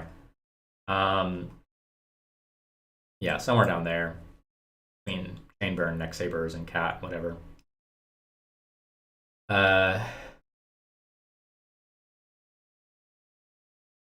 Wakimeru, that's just ass. I don't even want to touch that. Machine Gadget. Machine Gadget, kind of nice. Not really played almost at all, but certainly like has some game to it. I think it's up here somewhere, behind quick draw.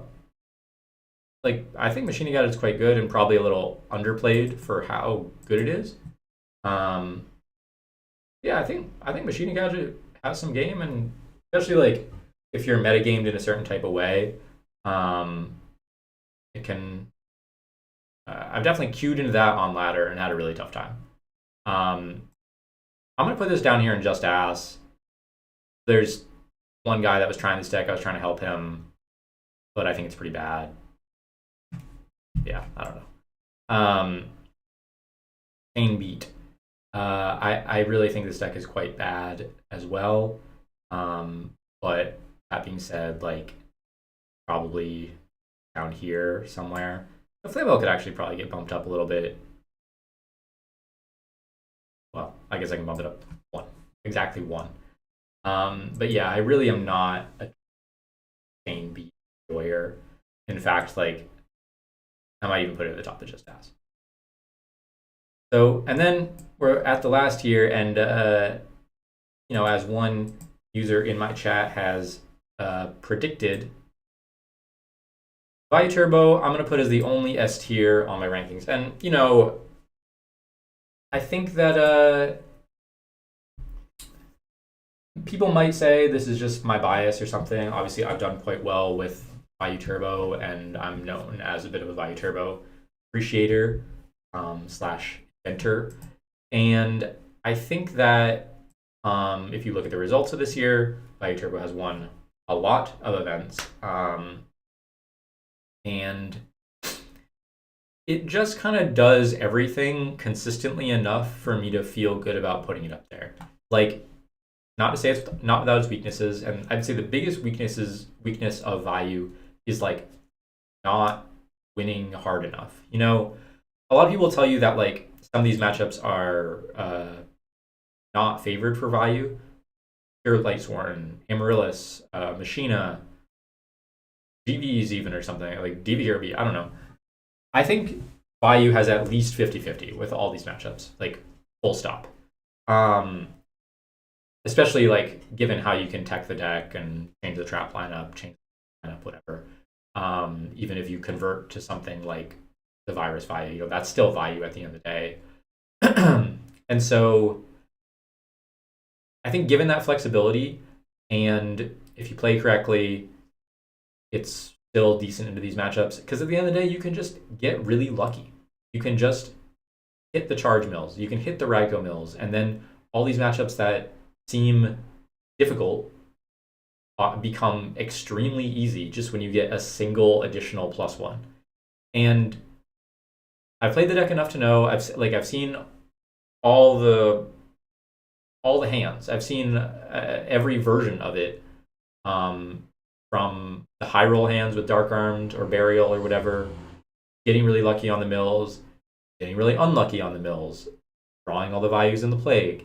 And I think just overall for me, the good heavily outweighs the bad.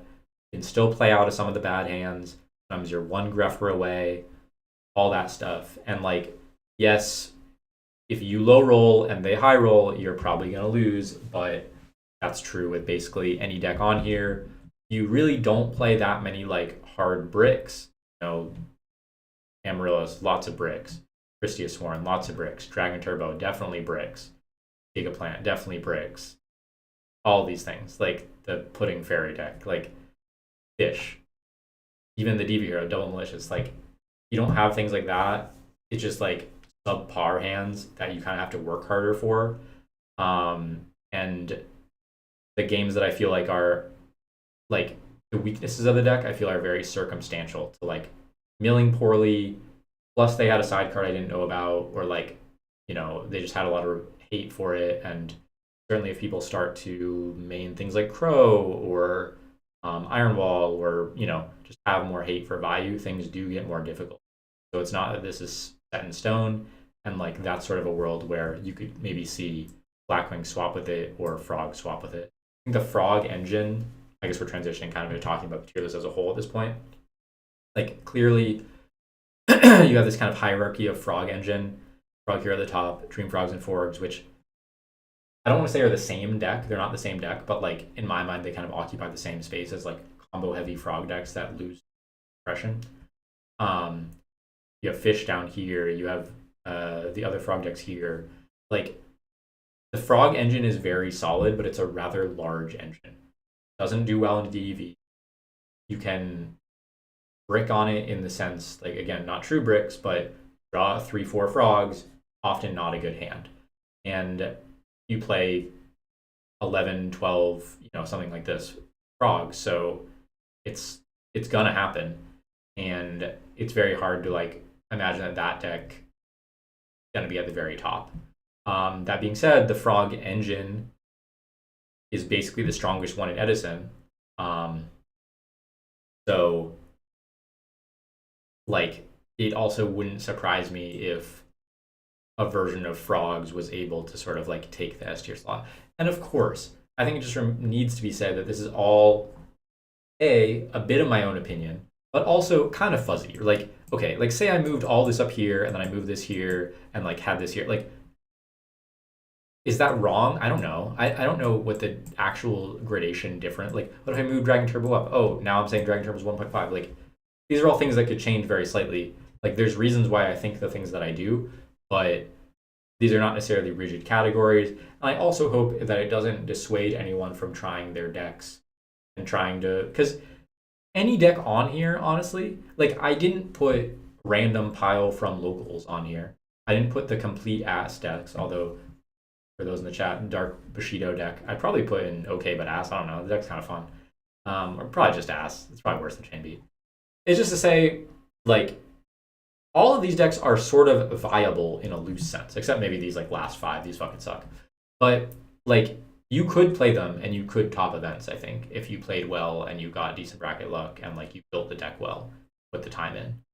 I think that like it's obviously gonna be a lot harder with these decks down here. Some of them are based upon sort of my also like perception of how good the decks could be without always trying them. That's kind of what I was speaking on with Chain Burn. I think that deck could be optimized a lot more and could be really difficult.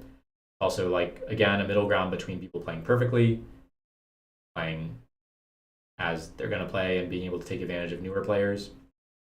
But yeah, I mean, putting Fairy Deck, again, very good example, I think, of someone just like labbing out a deck and kind of like, he had like basically like tier 1, 1.5 worthy placings with that deck, and beat a lot of good players all year. So I think that could be done with any of these lower decks. And, but this is basically where I stand. And for the video's sake, I will probably end it here. And I hope you guys enjoyed. But this is basically where I'm at moving into 2025. Thinking about the results this year and also what has the potential to change. So, take it with a grain of salt, but also I really do this. I really grind ladder all the day. I watch a lot of games. I watch a lot of my friends' games. Friends of mine have made some of these decks. I try to be honest with myself about what decks I think are actually good versus what I think is a meme or what I just is sort of flavor of the week, both for me and for the community as a large. So this is where I sort of end up on the tier list as a whole. And I don't really think you can disagree with that much. Like people do all this crazy shit. People think things change week to week.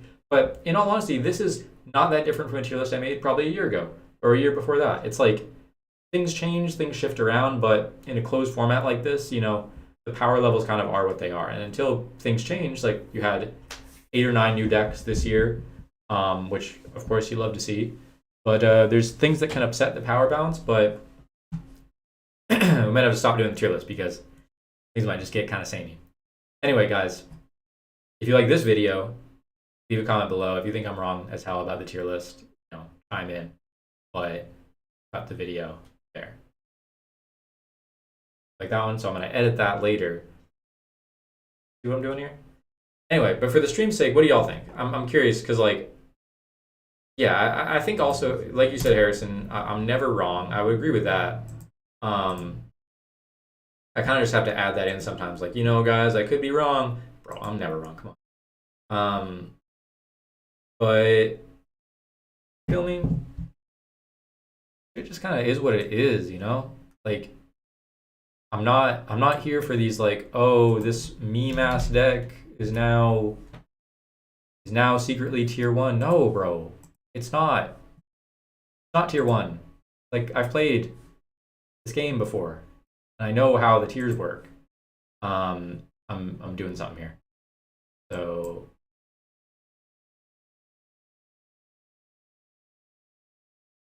why can't I do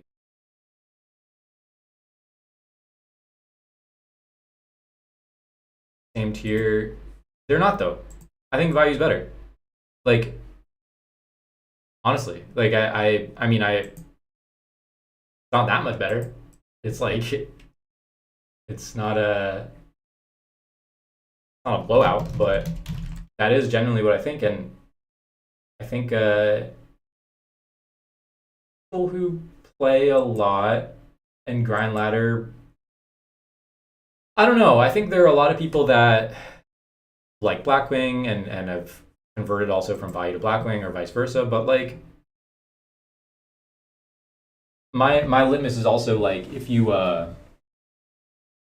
queue into value with any deck, you're kind of like, oh, you kind of grown, you know, unless you're on some crazy pre, like you're never happy to see value because you just know they could sack you, like anything could kind of happen. Like I've been there. I've tried to use all these other decks with the hopes of competing against value, and it doesn't really work. Like it just doesn't.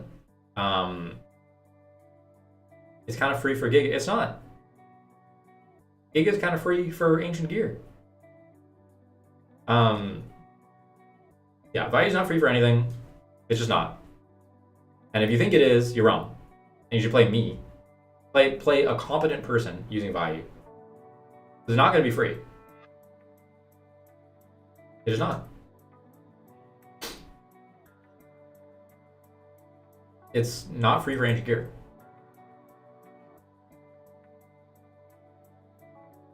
Competent person. Alright, we're back to playing dragons. Enough of that. Enough of that shit. That's like tryhard. That's tryhard world. We're on an evil dragon lord right now. But yeah, I mean, am I wrong? You know the Kevin Gates video where he's like, if I'm lying, may God murder my children. You know what I'm talking about? If I didn't start the car battery with my hands. Y'all gotta check that out. Shout out to Kevin Gates. See, look at him now. I'm not happy that he's roading for Greffer here. That probably means he has a crazy hand. Luckily my hand doesn't get decked out, but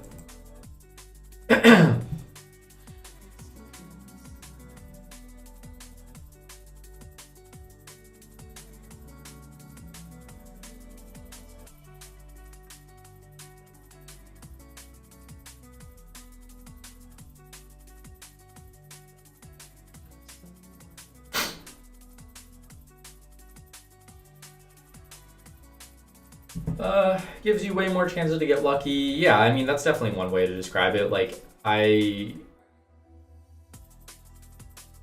don't know. I don't really... The luck aspect of value is really just like the cherry on top for me. You know, it's like... Ooh. Bad.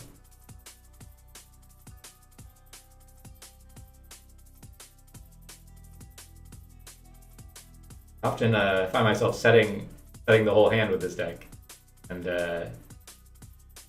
sometimes they have the storm. Yeah, the luck aspect is just sort of cherry on top. Like, I don't know, it's not a sack deck either. Like what are we talking about? I just wonder if people even play the game somehow. But it can definitely benefit from some lucky shit. Oh, you put it to 0, nice. Are frogs or emeralds harder for value in your opinion? Please don't say they're not hard when you put. That's a tough question. It depends on the exact build of each. I would probably say, you know, given a good. Oh, I'm just dead. Oh wait, no, I'm not dead.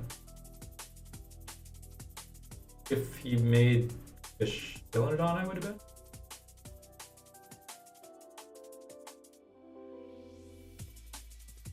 Okay. All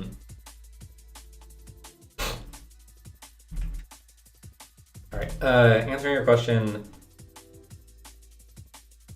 are frogs or emeralds harder? Yeah, with a good player on both, Hero Frog, for sure. I think that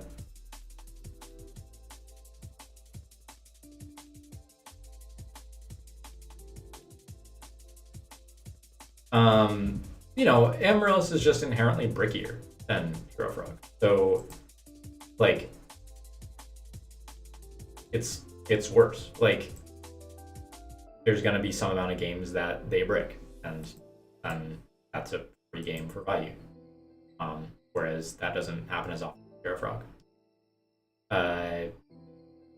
When the Amaryllis engine is up and rolling, like they're as good as any deck, and that's why I put them so high. But you could say the same for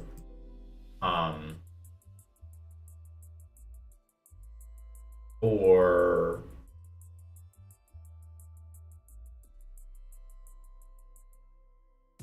you could say the same for Dragon Turbo or something, you know?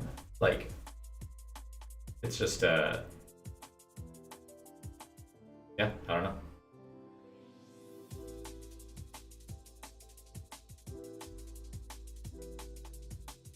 I mean, if a lot of decks hit their ideal engine, even TV Hero, like that game, I mean, like I would probably lose to that hand playing value as well, you know? Like it's not unbeatable. Like and like I said before, the biggest weakness is that a lot of the matchups are like closer than they should be, so to speak. But got your ass. Maybe I'll just rush him down crazy.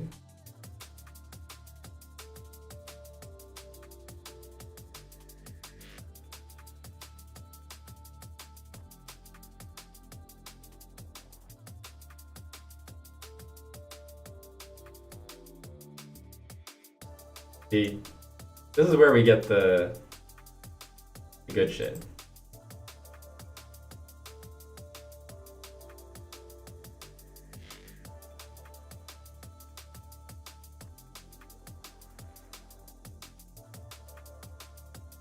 They're gonna arguing about saying that. Oh yeah.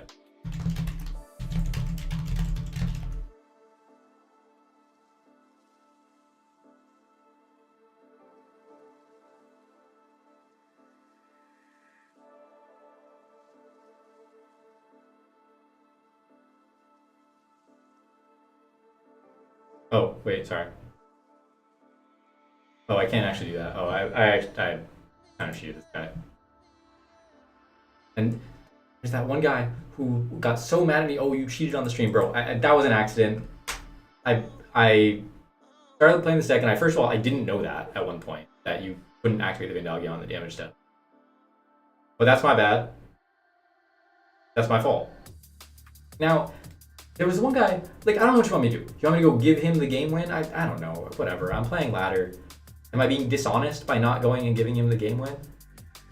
This guy really tried to make me feel extremely badly about myself, that I'm a cheater, etc., for some other mishaps in the game that I tried to laugh it off. Bro, what the fuck do you want me to do? I'm playing ladder for fun.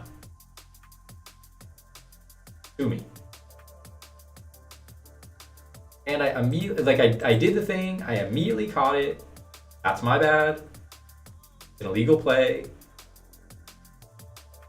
Am I supposed to inform this guy? Hey, sir, I've made an illegal play. Apologies for my gaffe. It won't happen again. I don't know, man. This guy, see, half these people don't even know what's going on. This guy doesn't know how Vandalgion works.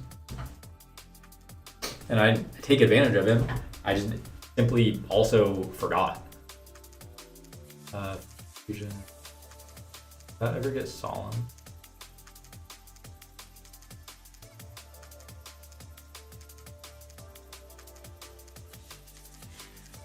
Yeah. Wait, I didn't see any zombies. For Kai.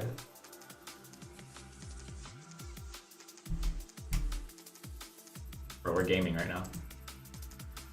Don't like that one? Beat him down.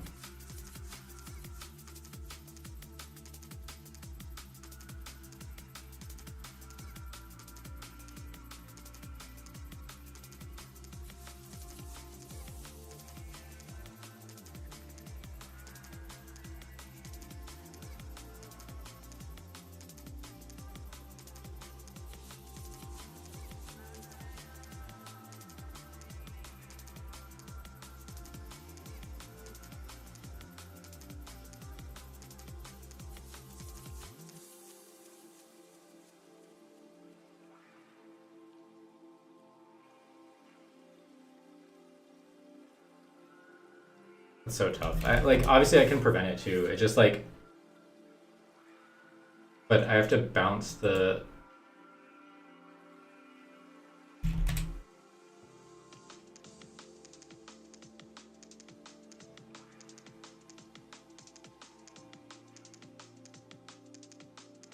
Because if I bounce the Trag, then first of all you can just make another caster too. Like I have to bounce the Diva, and then I can only things. Ah, that's really just having the Trag both game like a.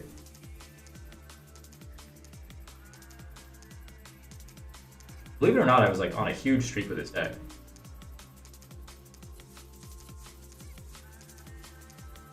Not using the feature vision. You just worried about Storm.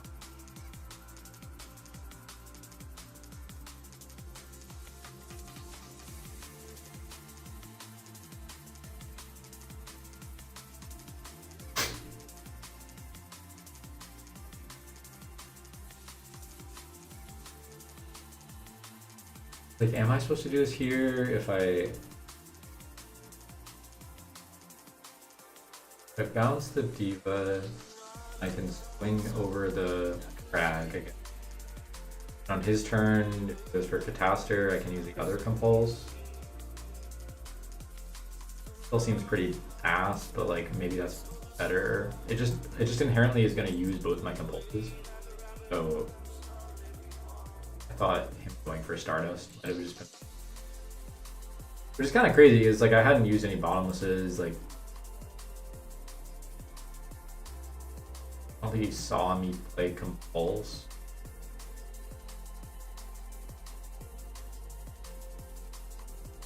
Oh, he saw Compulse game 1. He also saw Bottomless.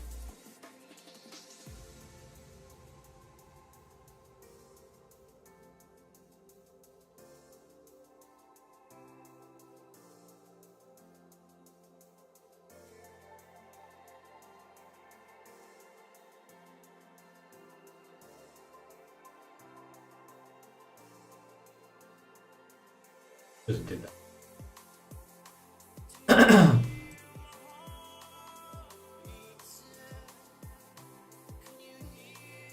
Yeah, I don't know. I feel like that Thought Ruler is just kind of a gamble. I mean, it wasn't a bad play, I think, but like the same odds, right? Like double. He doesn't know I side out Bottomless necessarily. Maybe he assumed too, but double Bottomless, worse. Prison Compulse. I don't know. I guess there are more prison Compulses, so good play, bro.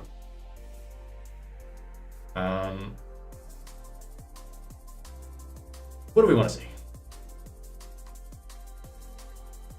We're probably gonna play more Evil Dragons, not gonna lie, but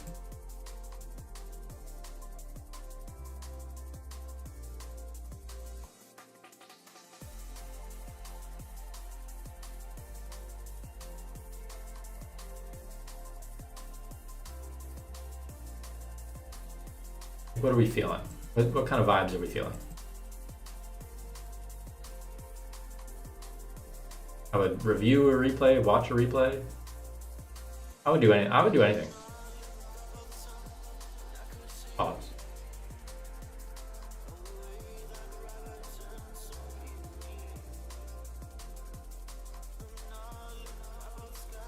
Isn't this my boy? Wayne Grinders. Oh, I'm not fucking playing Wayne. Tell you that much. I'm not playing Wayne Grinders. Bro, did you see the tier list? That shit is not it.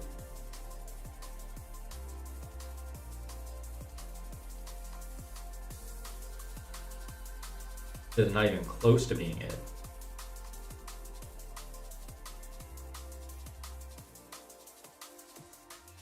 When you draw a Spear Dragon, you just gotta summon the damn Spear Dragon. That's what people don't want.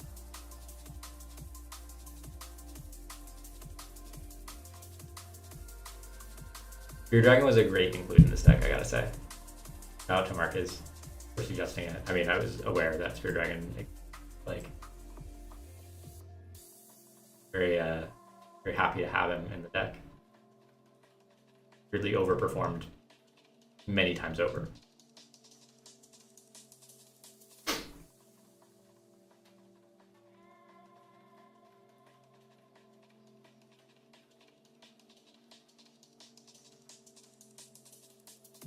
You and Ricky played. How'd that go? He won one match, I won two. That's how it went.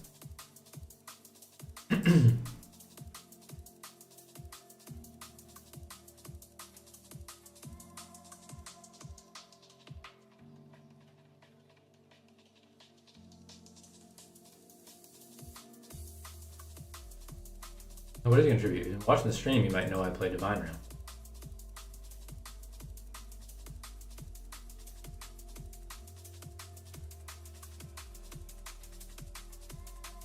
Yeah.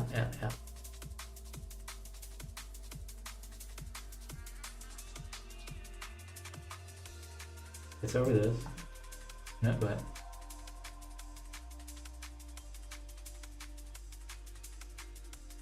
Now, is this Amaryllis? Like, is he playing multiple Titanials? Like, what's going on?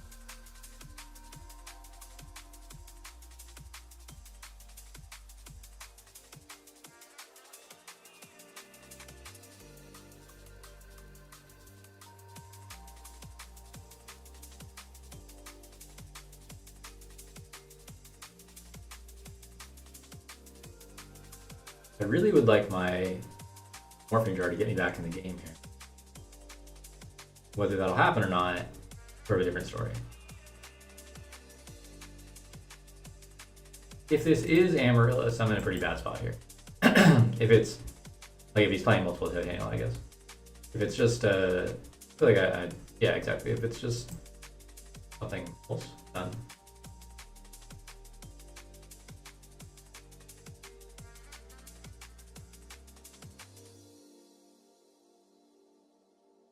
Or something?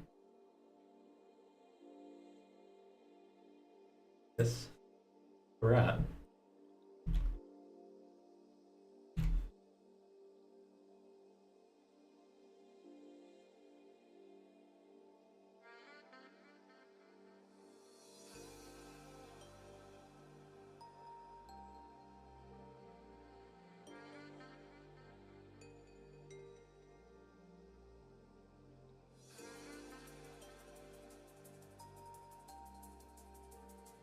I mean, Raiko is pretty ruinous here, but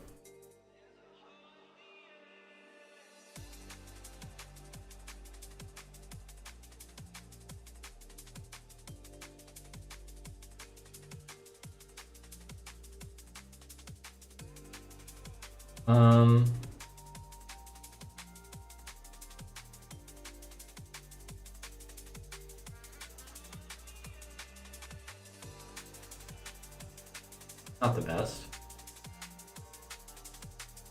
Best match.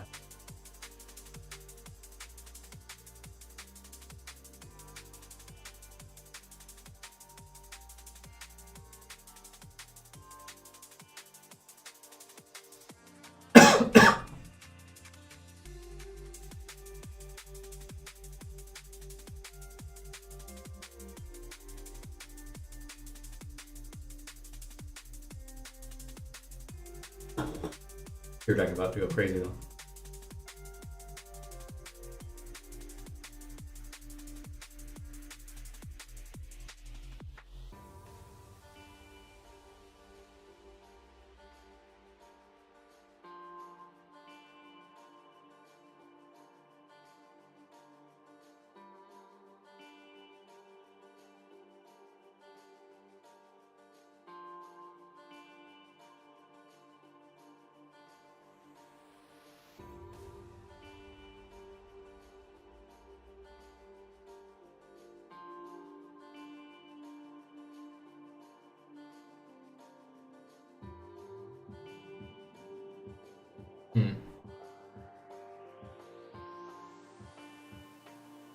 Not really the best time.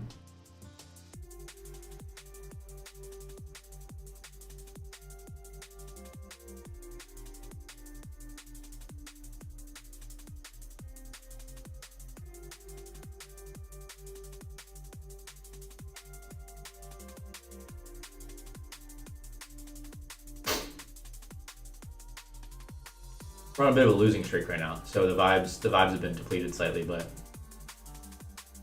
I hope we can reignite them, you know? Rejuvenate the vibes.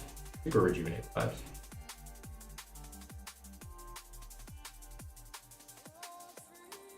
The vibes must be replenished.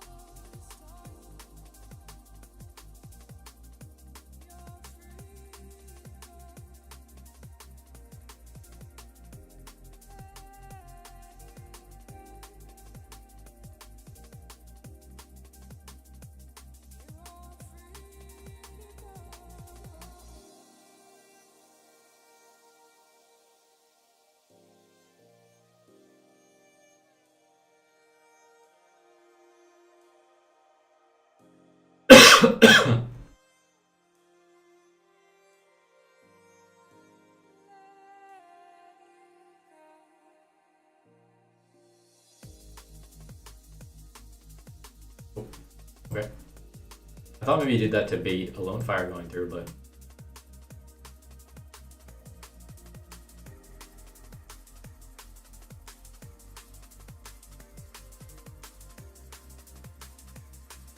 you can double tribute for a Titanial here.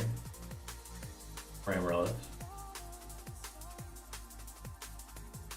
Or Caius, I don't know. I don't know what's going on.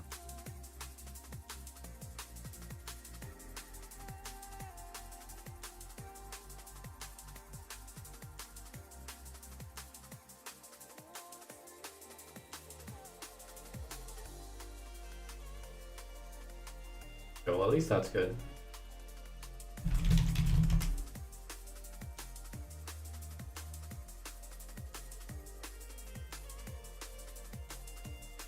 Do I want to pitch the call or the rut?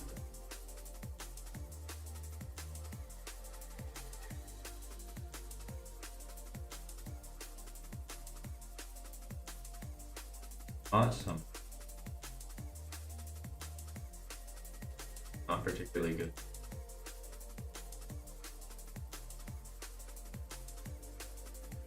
Could just hit him for damage and then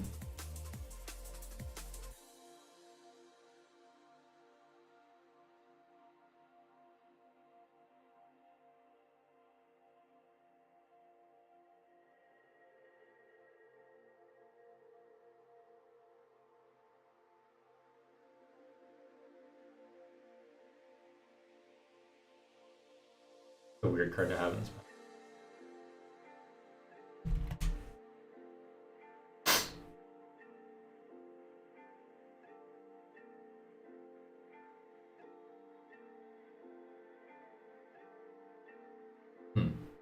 Going from bad to worse over here.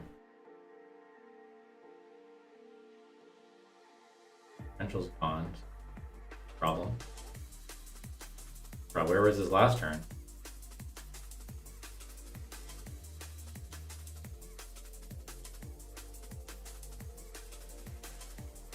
Need a Future Fusion or a Red Mid or no, something of substance here.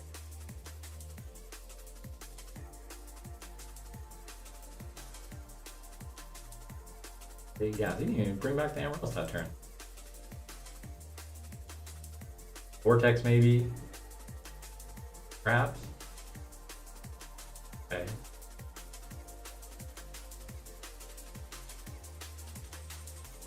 What do we got?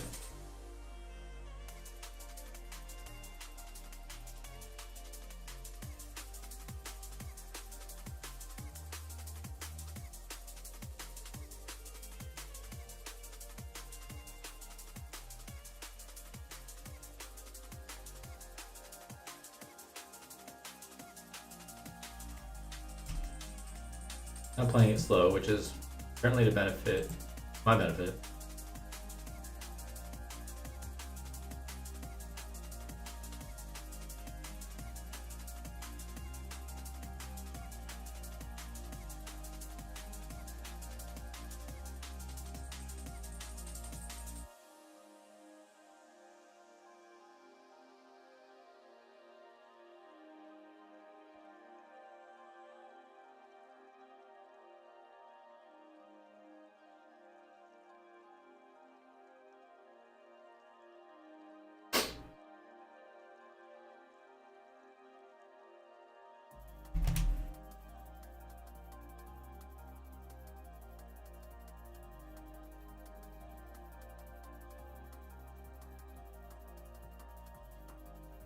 Not really going great for me over here.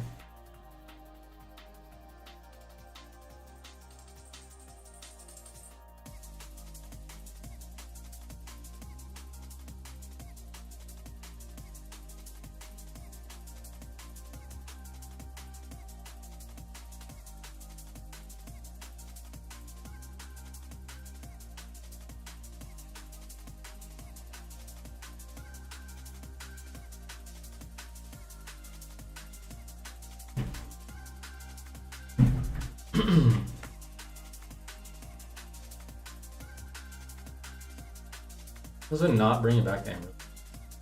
Sketch.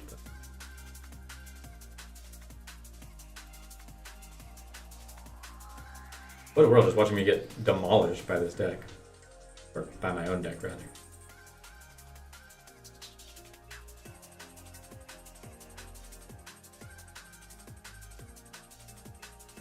There's another dance.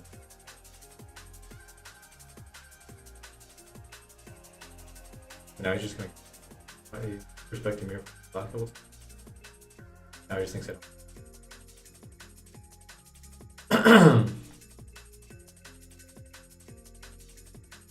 Oh, well, also, I guess here, if he gets me below.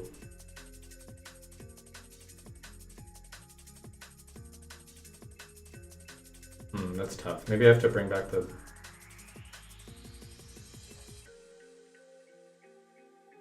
You don't have enough triggers regardless. Ugh.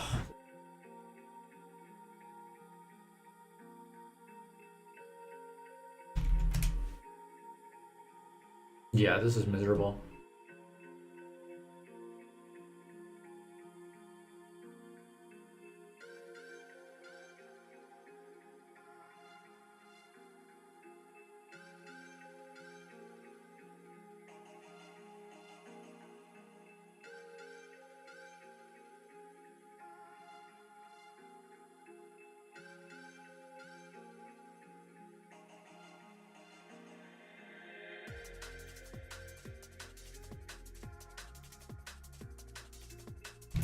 Yeah, that's too much. Just like 12 straight draws of literally unplayable cards. This guy annoyed me too, I mean. Alright, negative.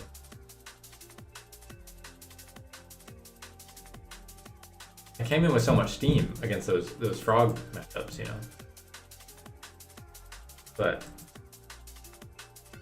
These past couple, we lost steam a bit. As we've gotten to high ladder, I've noticed it get harder to win with this deck that is sort of a poor construction and quality.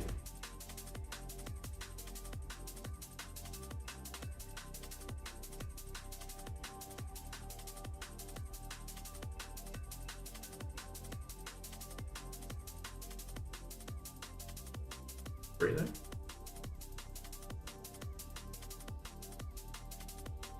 I guess you're losing it.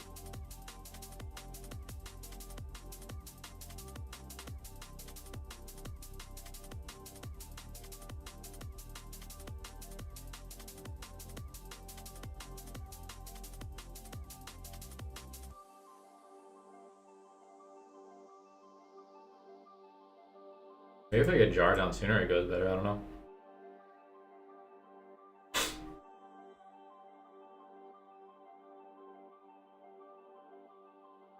I could also wait, like, let him hit one of these with the Lila. Wasn't exactly sure what he was playing and going into game 2.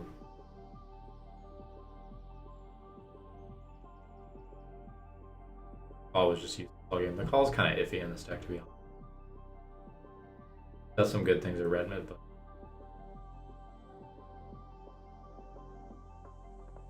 just drew a bunch of straight vanilla monsters. I guess side out tools against the deck. Often have the discard traps.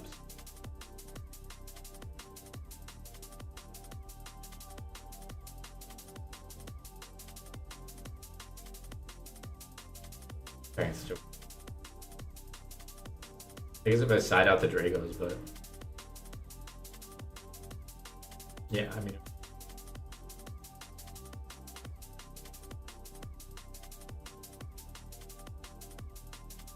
Perhaps you could say the deck is a bit underpowered even. But we wouldn't say that.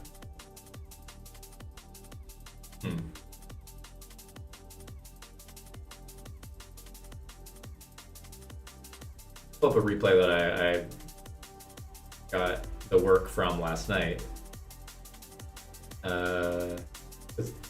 This one?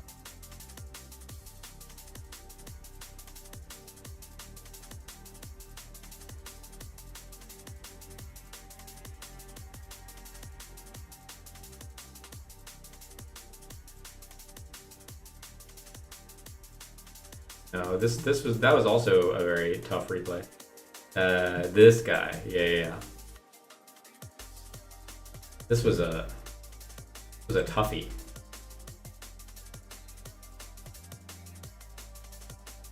If no one responds to this in the chat, then I know there's just no one here, because this is, you cannot ignore this replay. So we just do some normal, blocker and blah blah. Accuracy Necro Valley. All right, we can get road attributed, whatever. Okay, yeah, you probably set a spy here or something. I'm like, all right, well, I can wait a little bit, maybe get him to activate a trap. Some of the Vidalgion using the trap effect. Blizzard. So I Blizzard, like, stall him out basically. That's my idea right now, right? He goes boom. Tribute for Mobius against my tools prison, or prison tools, whatever. Sangan also searching Gale. Gets me for 600. I know I'm cooked here. I can Blizzard. I could do whatever. Not gonna matter. That was a relatively tough loss. All right, his deck doesn't seem very good. Like, go game 2. I could probably just beat his deck. Necro Valley doesn't even really affect red med like that. All right, let me set some cards here. All right, Storm. Well, okay. Well, I have Morphing Draw. That's probably fine. His deck doesn't really seem to have many answers. Playing some Gravekeeper engine, Monarchs, or Soul Exchange. That's pretty bad too. Okay, but what is he even going to summon? It was just a dead Mobius to pop a card. That's not even that bad. Best to look. Oh, that's not that bad either. Like, you can just hit the Vandalgion, maybe I get the Torrential. I can pop another monster, survive a little bit. Nope, hits the Torrential. What's fucked up is it doesn't even end here. Like, okay, so then I draw this obviously dead card. Like, I guess I'm taking 24. Accuracy Necro Valley. Hope he doesn't roll attribute me. He doesn't. Oh, okay. Well, maybe I can summon the Vandal gun from hand. I have 2 attackers to pressure with Thestalos. Maybe that buys me some time. Summon the red mid. Oh. We're just done. We're just done here. We're just deleted.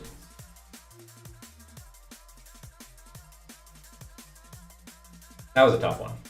That was a tough watch. And if none of you respond, I might end the stream, because that's key right there. That's prime content.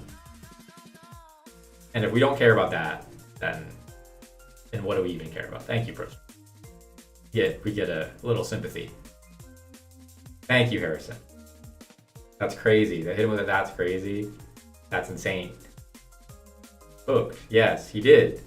Not gonna deny that he did a bit of cooking there. I was the cookie.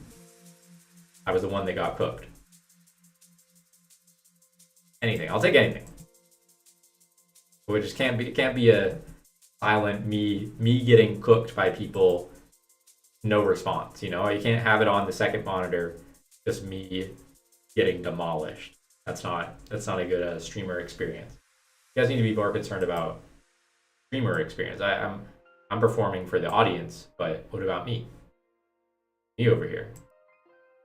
That's why I need to donate $1,000. All right, how much more do we have in me? How much more do we got in us? Play Dragon Turbo. I also played Dragon Turbo on this account because it's, you know, I've actually played most of it with the trap deck, but, you know, this also being a somewhat evil dragon deck is felt it thematically appropriate.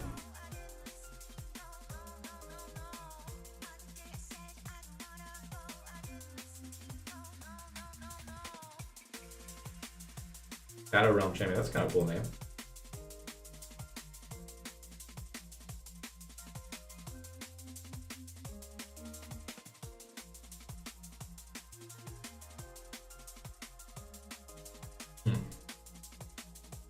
I gotta remember how to play this deck. Ooh, okay.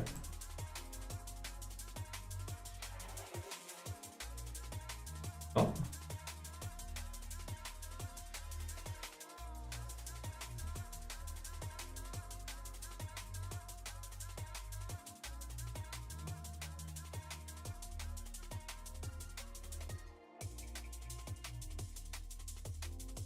Redraw the same cards, okay.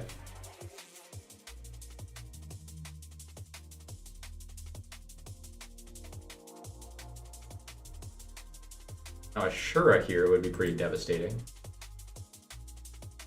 Blackwing Shura. Oh. He has Stumbling.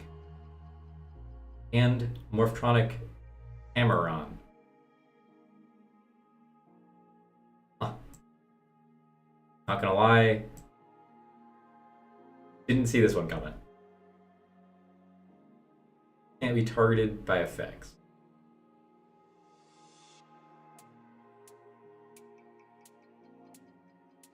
Huh.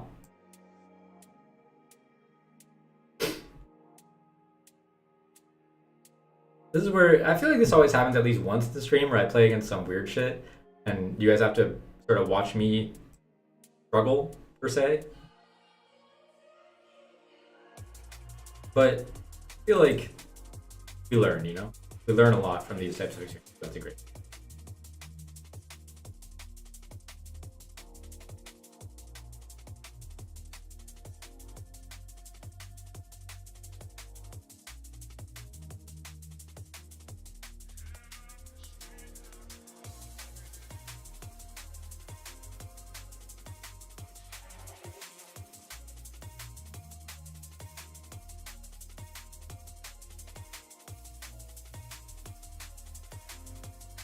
It just came somehow? No.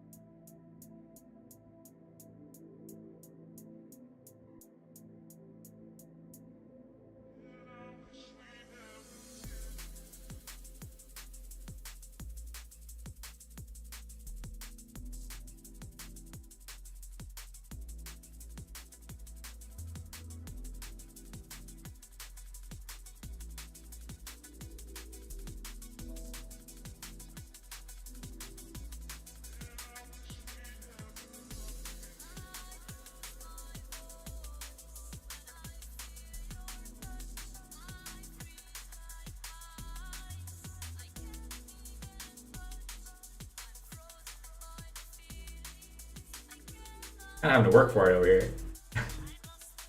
Not really finding the instant fusion that we want to find. Okay, so oh, wait, this one.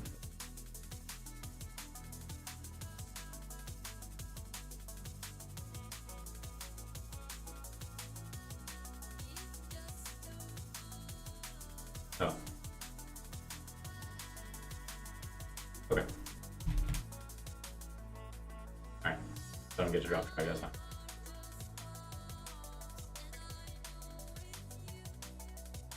So did I start this turn? I started this turn using trading, right?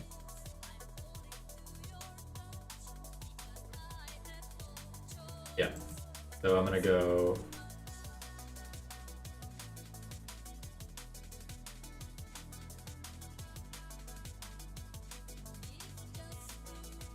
Oh, no idea why you're attacking, but just in case.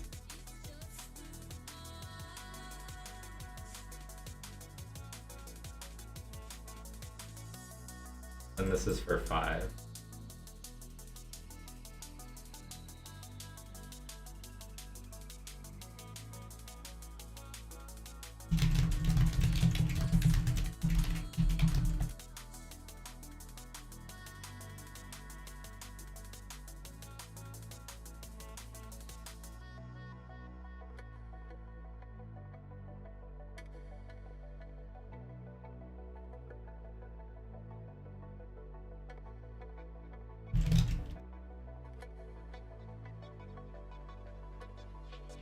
Okay, and then go pitch.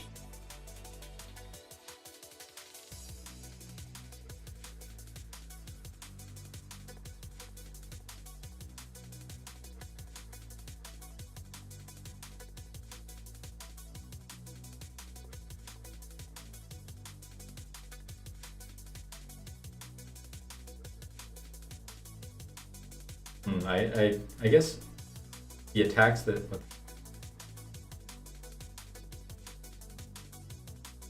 If he attacks this, I won't be able to average. Maybe I should just pitch the average. Oh wait, no, yeah, right. Because I.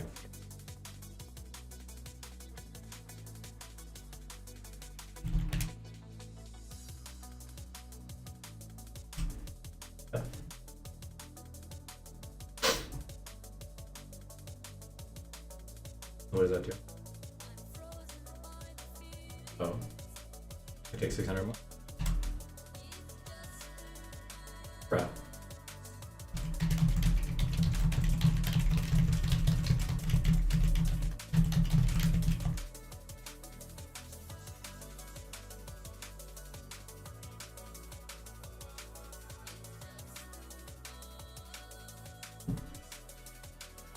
Probably.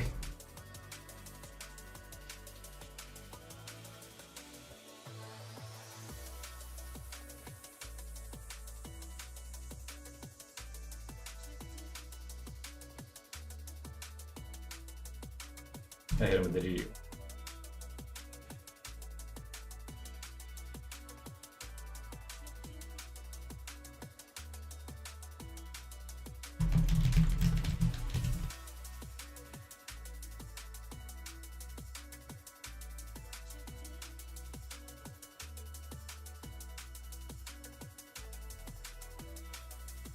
As you can see, my opponent is not too happy about the nature of our fight.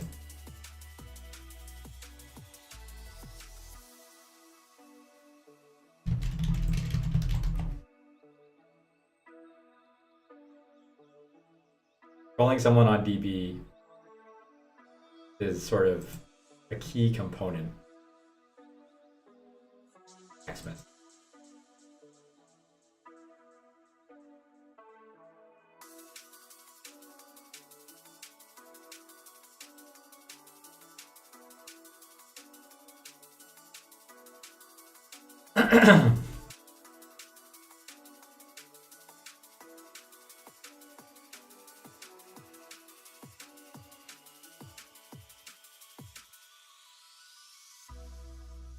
Shadow Realm champion.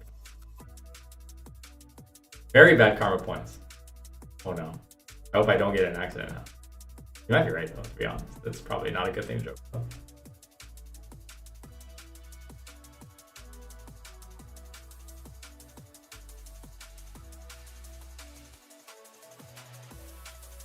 Really just did the same exact thing.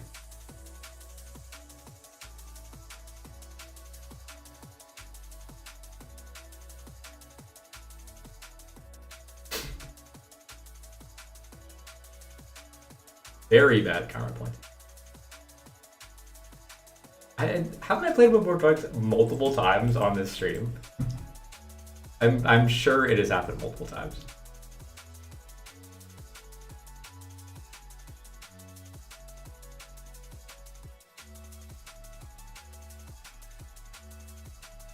That's not great. I guess I could set the debris. That's fine. Just a bit of damage. Bro, what is this stalling? It's not even trying to attack me? Bro's not even trying to attack. I'm kind of getting a kick out of this, to be honest. I might play extra slow when I actually pop off. Okay, he has the bind. Oh, fuck. Ah. Oh, but he can't even use the good effect here.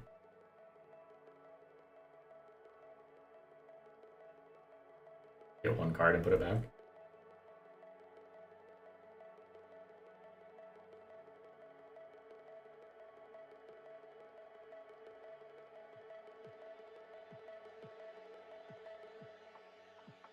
Just me taking a long time on the turn, that's, you know, I can understand why he would be upset about that.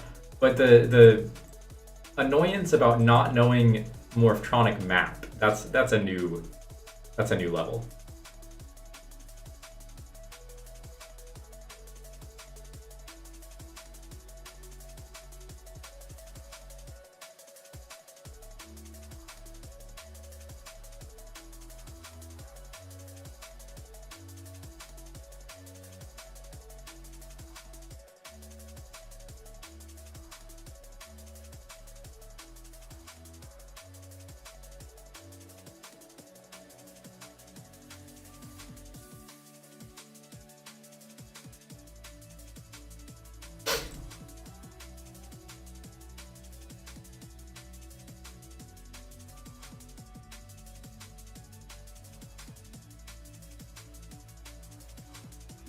I really hope he can't kill this Blue Axe. Because I could lose this game. Why is it always, it's always more products. Okay, so.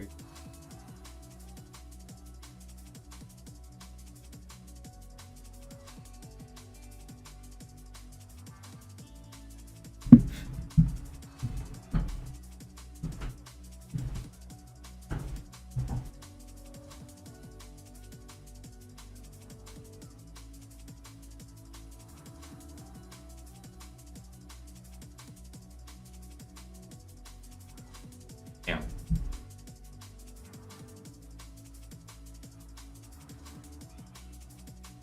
We can start chipping away now.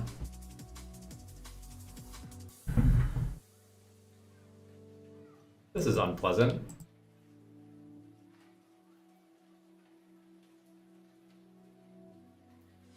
Wouldn't you want to do that after, maybe? I don't know. Assuming you're going to switch the cell phone to back.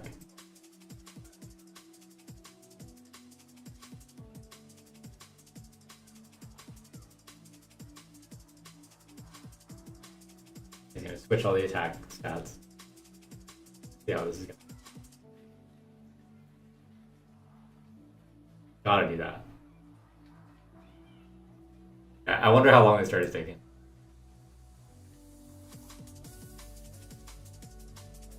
There's good.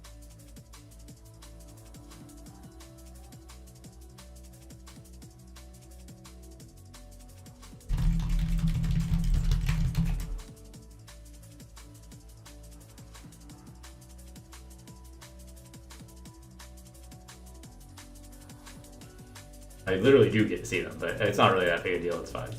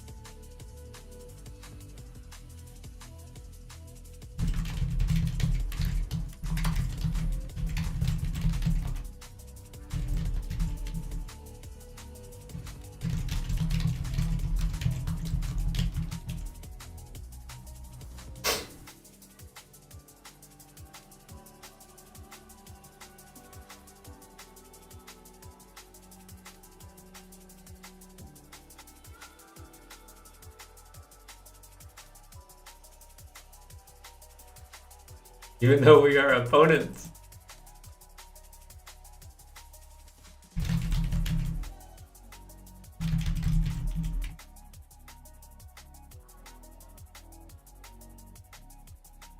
Not all of us have enough money to have fast PCs?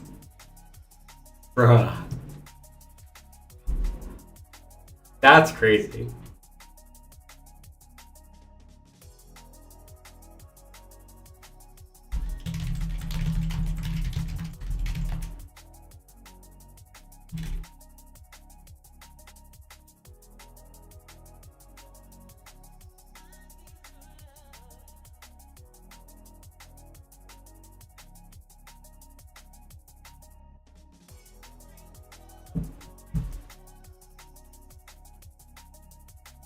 Not all of us have money. That's so fucking funny.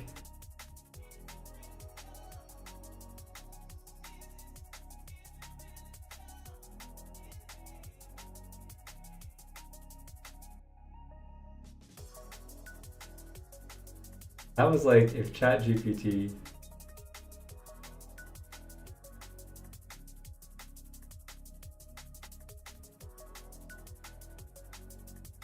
I really don't want to try to black rose him.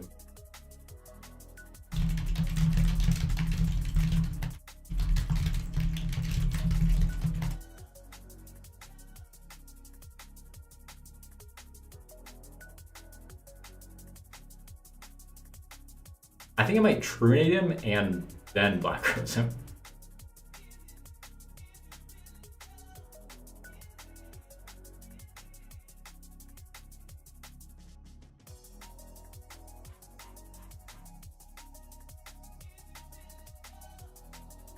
Yeah, this is true gaming. I mean, I feel kind of bad. Like I don't want to get in an argument with people, but it is slightly good content, you know. I do get a kick out of it.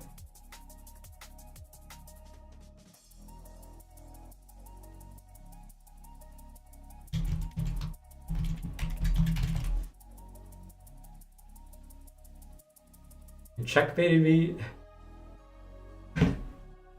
Okay, this is already.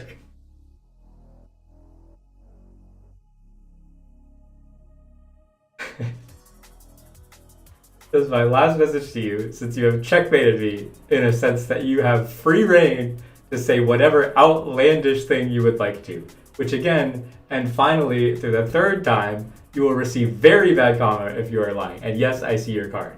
And he knew I would say that.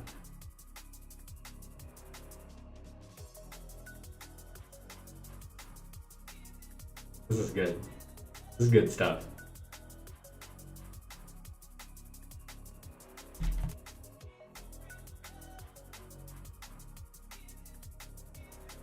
Oh, wait, this ain't worth it. Damn. I gotta hit him with the DM GG.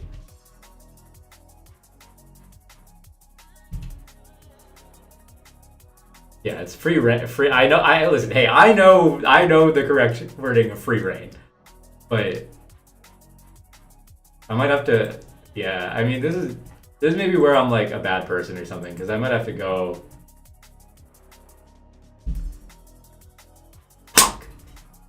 He got to me too quick. He blocked me.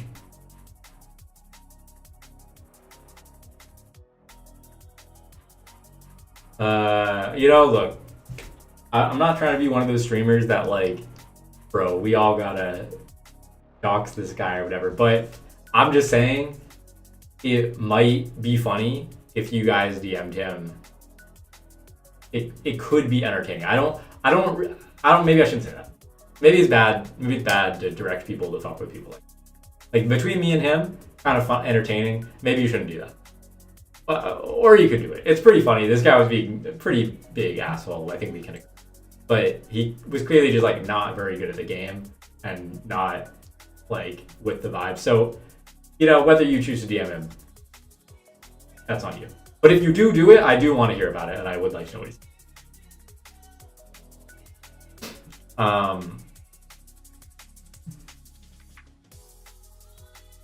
Oh, can I do more, or is that? Yeah, that's probably bad bad to have someone spamming him, but at the same time, dude, like, wait, he's nasty at goats? I mean, he's low ladder. Also, free rain. I'm still... Free rain was crazy. I wonder if I'm not on track. I'm just running it back because I want to relive the comments. What did he say? He said... Also, what were his sets both games? Like, did he... Oh, he did have road. Okay. I'm kind of nice.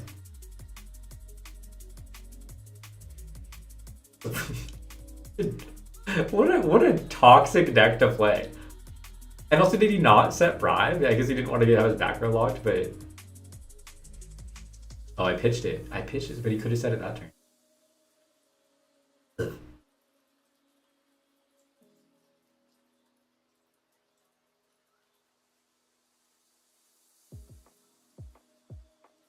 This is where it started, right? Because he started to say, I don't even know why you're attacking. But that was like a funny, good-natured comment, in my opinion.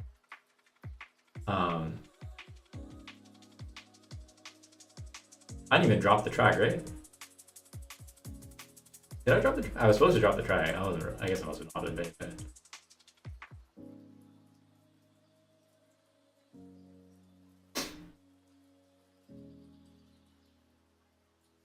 $600, bruh. Come on. No. When he attacked over this, I think I was supposed to. Yeah, so he said, come on, your turn is in 3 minutes. Hurry up, man. My turns are on average 1 minute. Which I feel like, is that even true? Obviously, we both know, we all know, there's no actual limit to how long turns are supposed to be. But, especially when I'm taking actions and not slow playing. He just scooped there. I had game, but yeah.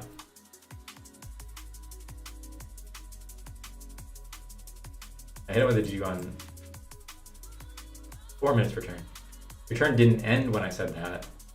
Get your memory checked, which that's a weird phrasing too, because it's like, it's not really about memory. It's like, I hit him with that. I was an accident. I was an accident, kind of went crazy. Hope not. If so, like, if you were in an accident, then I will be nice and refresh your memory that I did say 3 minutes.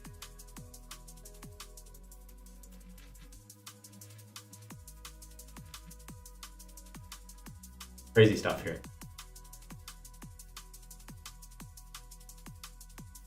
How's that summons it? Which also, maybe should have kept it for...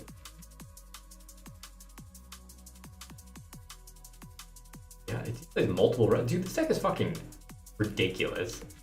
How are you gonna be...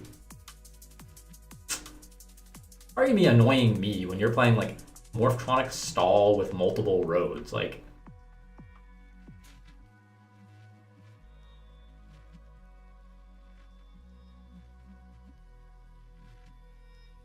Also, I played this kind of clean. I played around the road.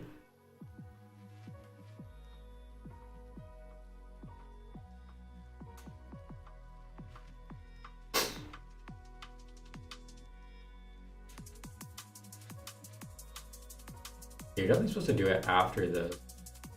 And then we got in the argument about how the rulings work. Oh, Morphtronics actually should have been on... I mean, Morphtronics are probably better than some of the ones at the very, very bottom.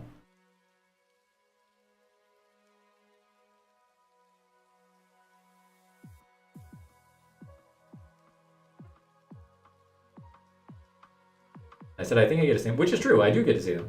I will Google it. And it does say on the card, it says reveal cards and stuff. And I saw that side, because I didn't really want him to go back and tell me the cards. I didn't really know.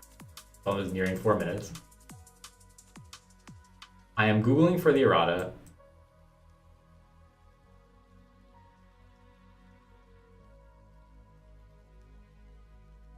Yeah, man, I'll just take your word for it, even though we are opponents.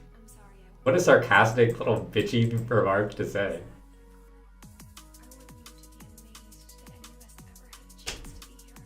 Loading the page not almost have money to have fast PCs. Like, first of all, what are we in 1995? Like, even a shitty computer that you might have, like, not like loading Chrome that slowly. Like, what are you talking about? And I said, I probably could have had a more spicy response here. I could have tugged the knife a little bit.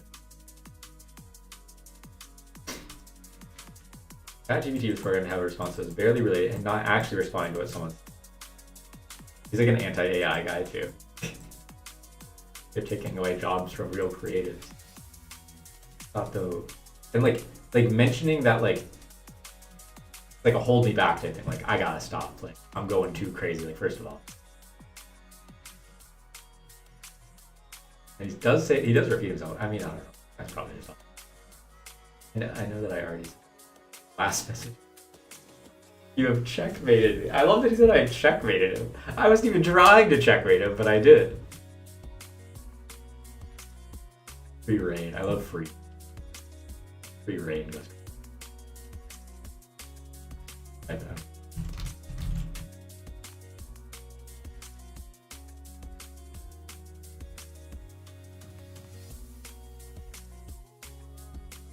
Hard. Because I declared. I said true. Just like it right to the fucking true. So good sometimes. People who hate on DB are fucking great.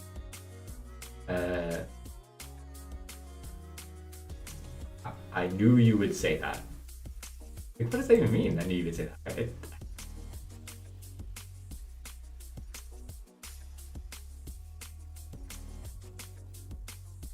That was crazy.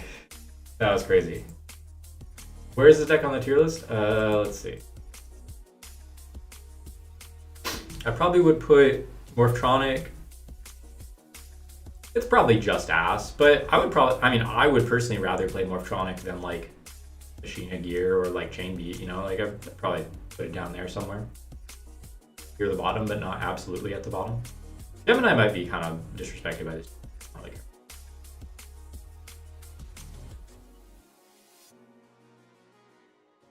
I'm gonna be honest, I'm gonna use the bathroom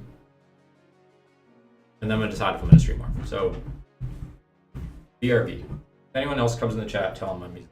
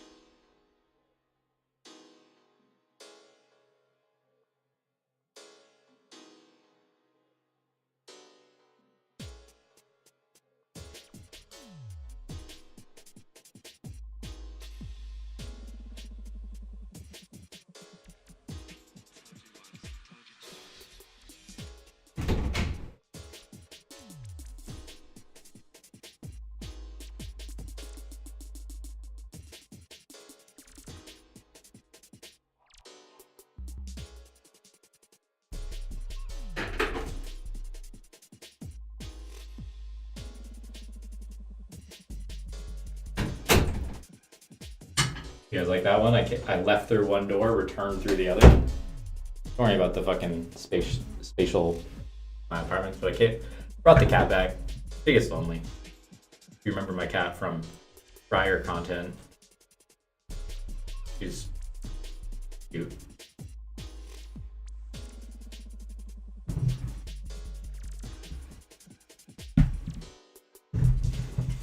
She might get kind of rambunctious. don't know if she has a lot of it. I need to kick her out of the room, but I just believe in this. I believe in this music. where are we at? And it's proven itself. Did I keep streaming? Fans and it's Did I getting cut it? and better. The quality of the musicians are getting better and better. That's fantastic. And it's Time to decide. no, what is making me very happy. The young people are now listening to it. And they're now beginning to say. That was a big match. That was a pretty entertaining.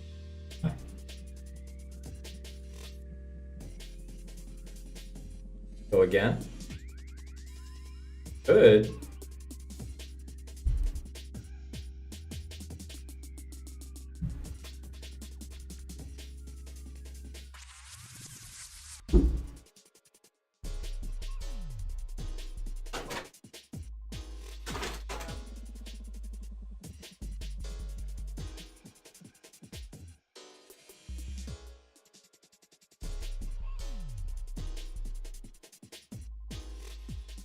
Little spam call. Yeah. Don't know. Fuck leaves it. Go again. Yeah, I'm just gonna play turbo then.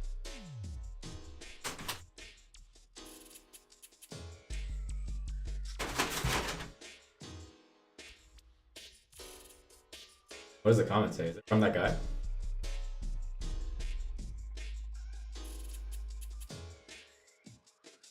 I don't think I could check it mid-game, right? Oh, this is a fucking crazy game. Guy plays value only. I don't think it matters what the fuck he's playing with this hand. I guess I need to hit rejuve.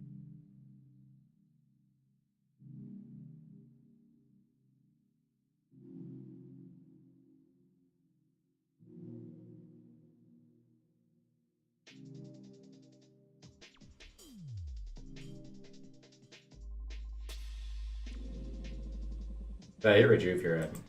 Back.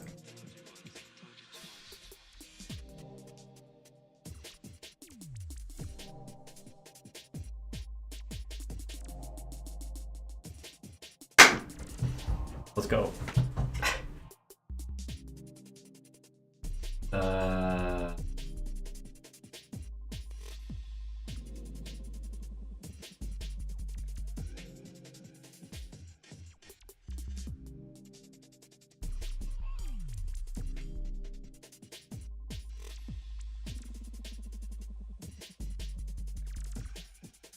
You.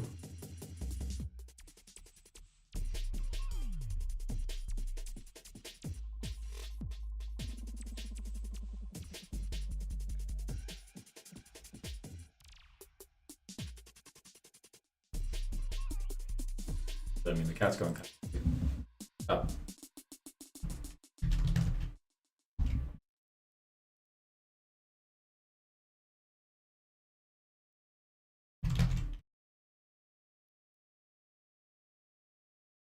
Relatively strong turn.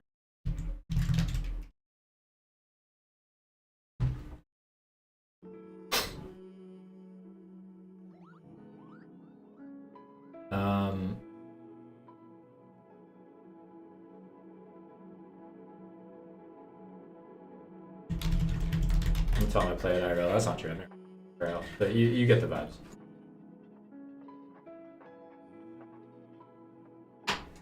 Okay, I need to kick the cat out. Hold on. He just starts like destroying things.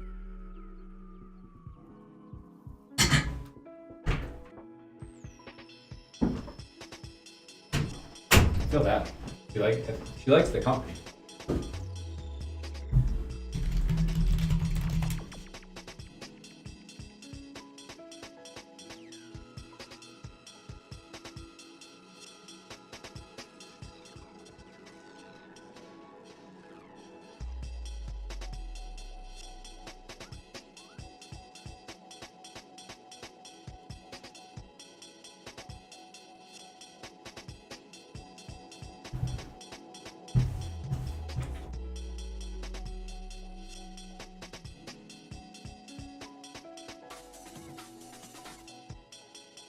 mill Dark Arm.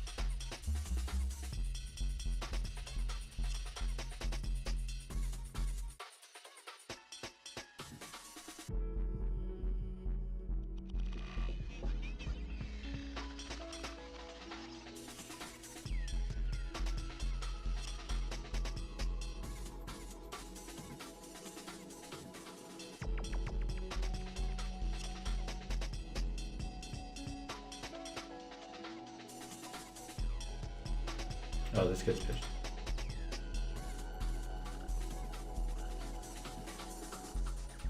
But this is short, right?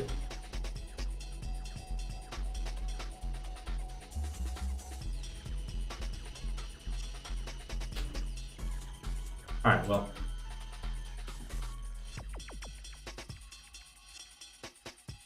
I mean, it wasn't game. 86, right? And he... I don't really know what to tell this guy.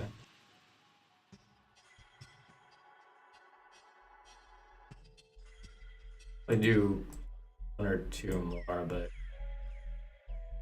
getting thin. I don't know how much people want to see brutalizing people with Dragon Turbo.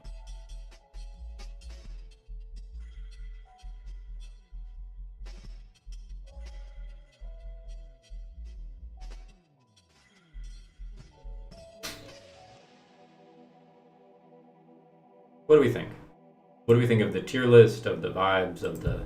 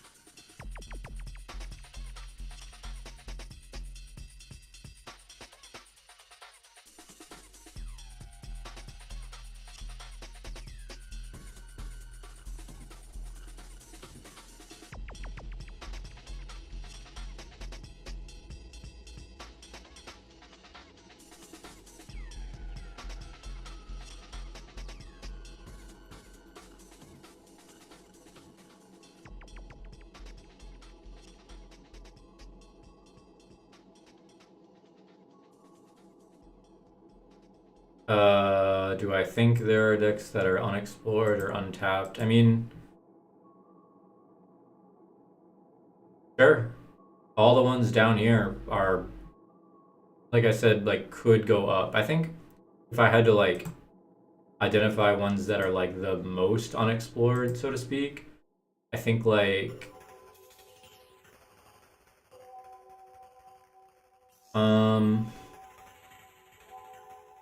Amaryllis seems pretty unrefined still. Diva Frog and various like other frog variants. Like there's probably some other good frog variants. I think there's some non-dragon Dragon Turbo build. Probably that's good. The pudding deck maybe could be pushed even further. Baneburn, Cat and X-Saber both I think have a lot of potential. Valhalla. Maybe even Flamvell.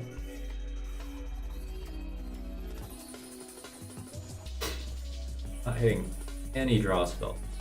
0.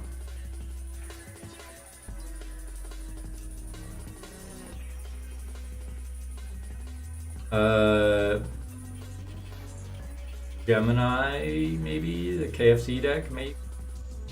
Alien, maybe?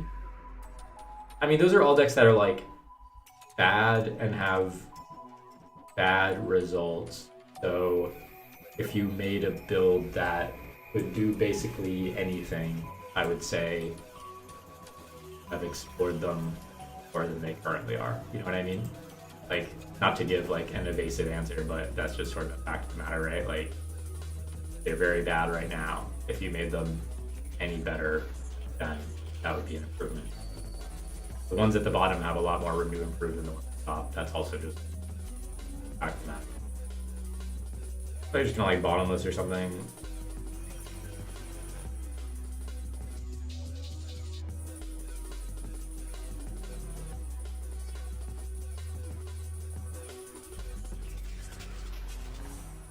I guess I'll start swinging through his stuff. I mean, I think I could wait with this, but...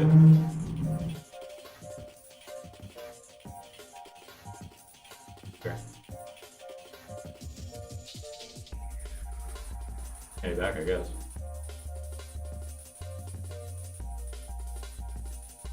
I guess I could switch this to defense there. Good, but if any of these are like Raikos anyway, I mean, this isn't Raiko. You just kind of need to buy time. I don't really understand why.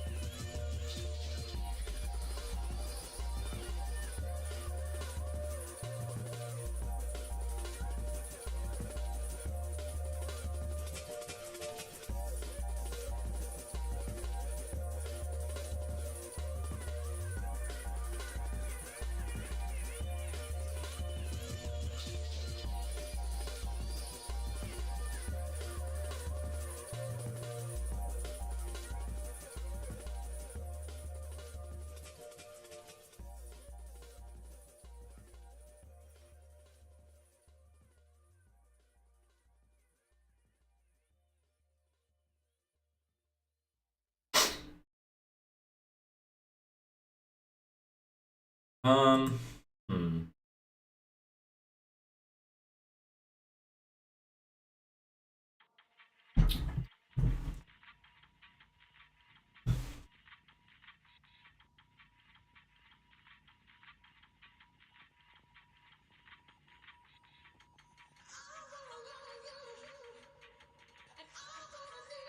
If I hit an instant here, it's game, right?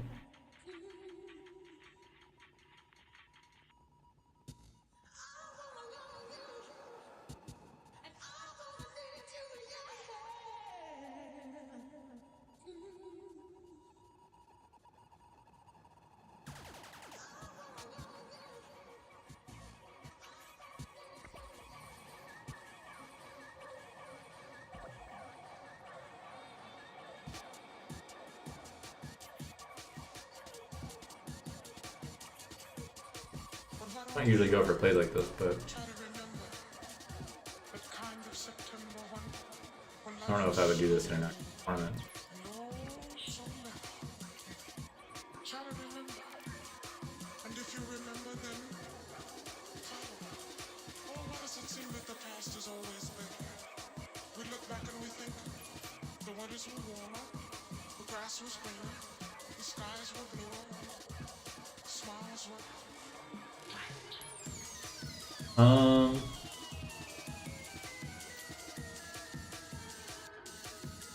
I could have maybe truenated and fished the future fusion instead of the second five. Maybe let's just keep the second go up.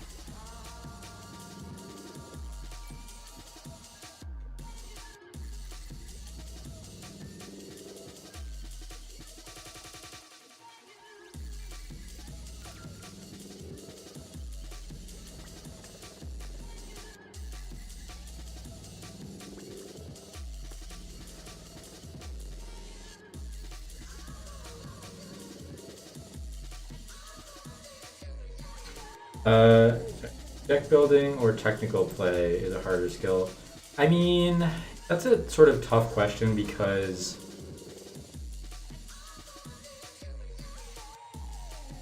alright,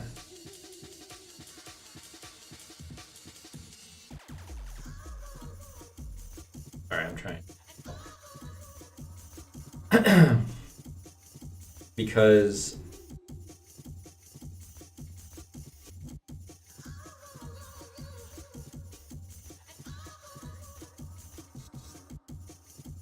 if I can actually do this right.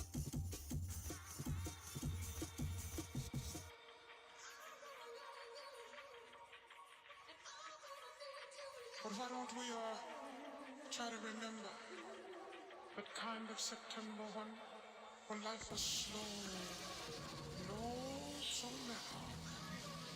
Try to remember, and if you remember, then follow.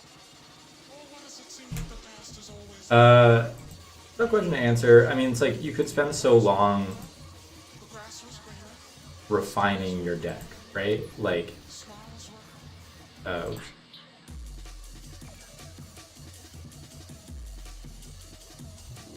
I think that could be something that you spend like sort of, for lack of a better term, like an amount of time on. But at the same time, technical play is like eventually you sort of would inevitably get to a point that you're finished, you know, like you would, or you can sort of brute force, I think, like just coming to a deck that you're happy with and that, you know, functionally works and has good side plans and like good enough matchups, all that. But on the other hand, like technical play varies so much from game to game that like you can sort of spend an infinite amount of time, like just full stop. Like I consider myself someone with very good technical play, or anyone on my team something, and even so, like we play games together and stuff and screen share and still, you know, routinely come across things that I've never seen before, you know, like situations that we're unfamiliar with. So I think that kind of says it all. It's like, it just inevitably like gonna have a variety of situations. Um, but I mean, it's different. I don't really think it's different skills because I don't really think you can be like a deck builder if you don't know how to play the game. You know what I mean? Like if you're bad at, because if you're playing imperfectly, or maybe not imperfectly, but just, you know, if you're playing making a lot of errors, then your whole litmus for like what kind of changes you might need to do are going to be all out of whack. Like, so, I mean, they're separate skills, but obviously both, they're pieces of the pie, right? They're two sides of the coin that go into making yourself a well-rounded player. And also, like, you know, it's sort of like this like abstracted idea of a player rather than like, you don't just want to be a good player in some kind of vacuum. You want to be someone that can do well and win tournaments. You know, you want to have some amount of, I guess, credentials, so to speak. Like these are things that you know, become important. Um,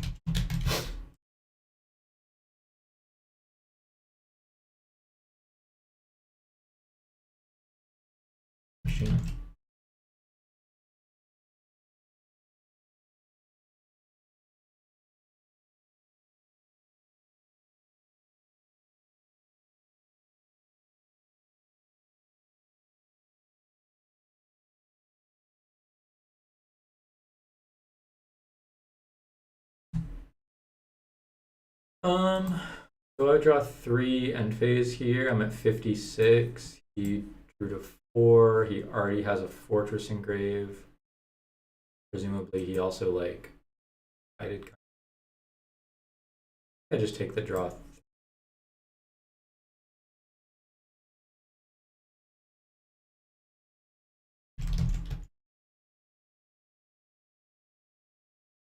I might not have enough life to use instant.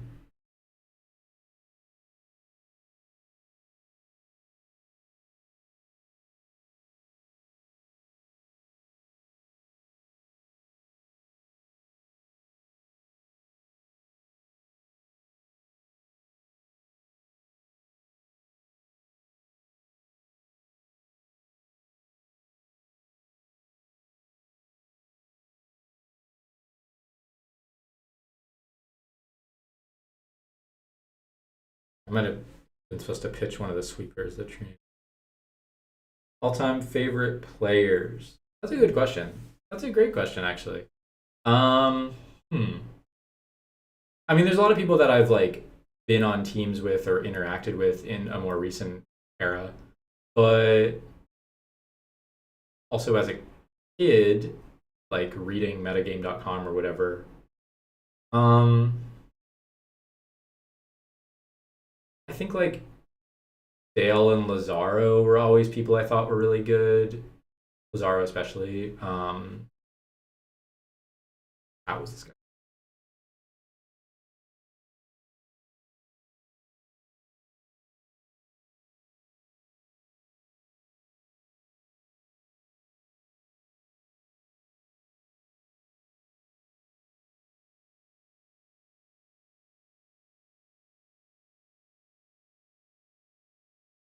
People like Jeff Jones.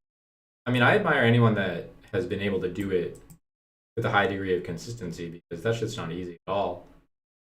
And they've been good in multiple eras and all that. Patrick Hoban really changed how people think about the game. That's a big deal. Um,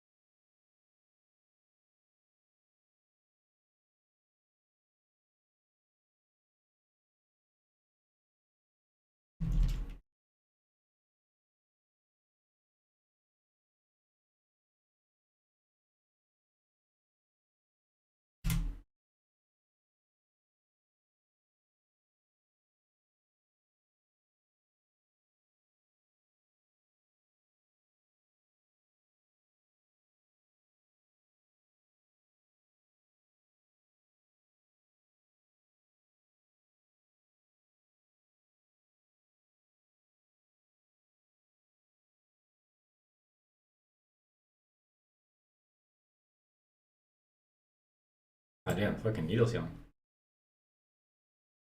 He was trying to get me with that one. Kind of been a crazy game. I'm playing this in an interesting way. I don't know if y'all are keeping. That both my instance though, unfortunately. I have stone, double stone still.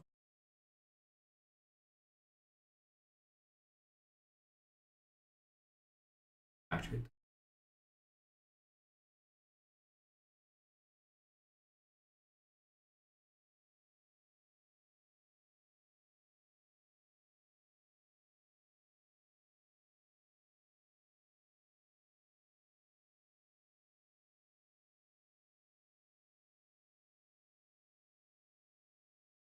I have double stone still. Is that right? Double stone, double red.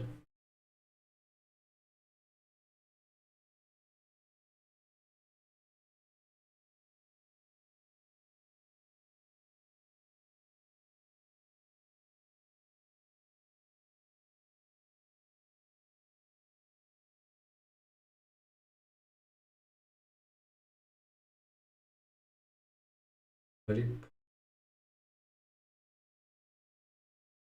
pitch 2 chrome? Honestly, I wasn't gonna get back blue eyes anyway.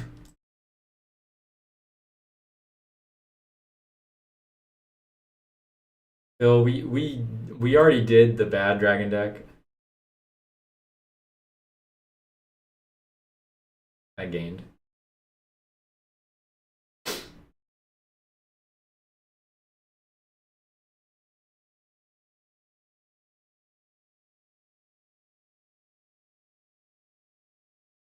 Hold on.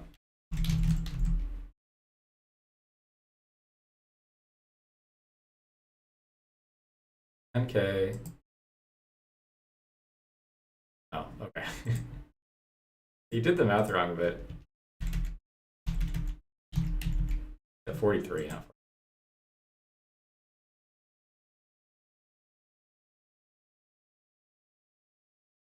huh? Is it bad officially? No, of course not. But it was failing a bit. We were bricking, and it was no one was having fun. We did a tier list, Phil. I don't know if you're interested in that, but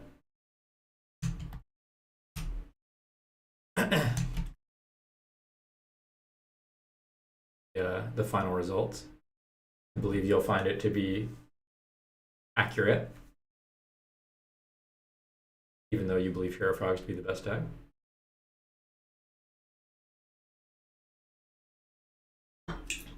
A little more in the tank. You can do more Dragon Tier. That game 1 kill was kind of nice. I kind of. Oh.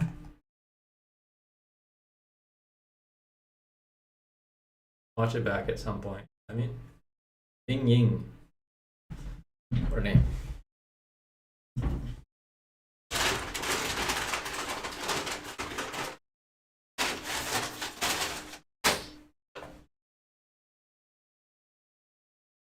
I mean, the tier list is also pinned to OG.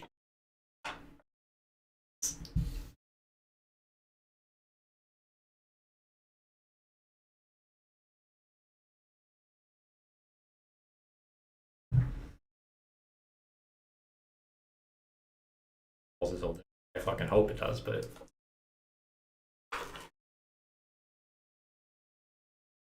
like Kaius me or something. I don't know.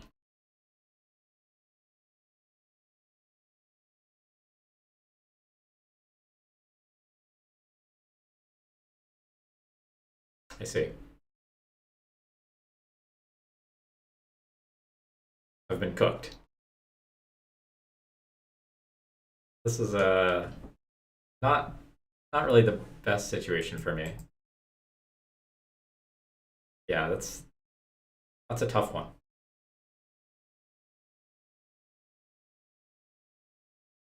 That's not really favorable on something.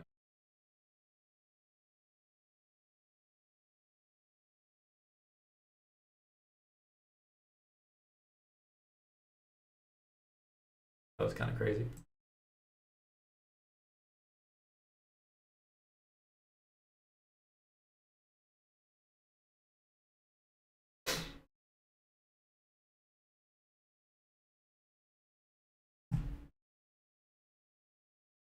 But you know.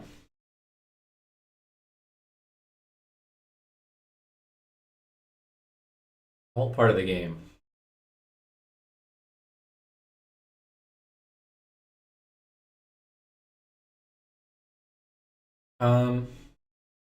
What changes would you make to the ban list?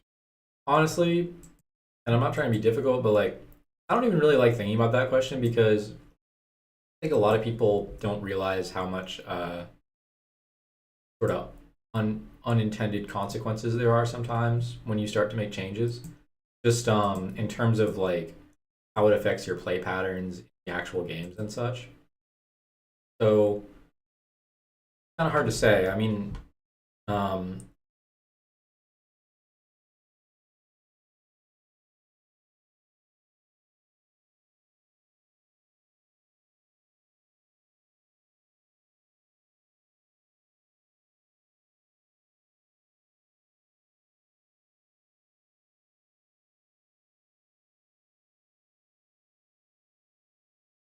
I mean, I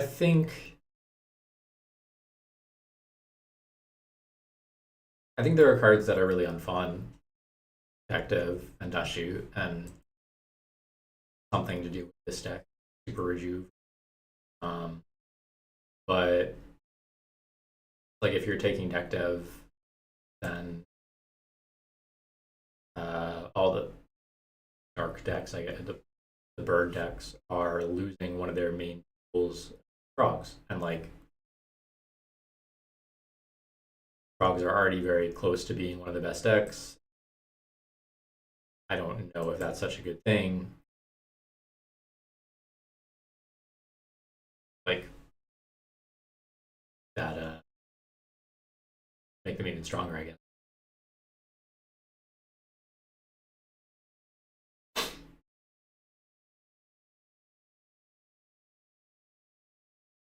Yeah, the ARG stuff didn't work. I mean,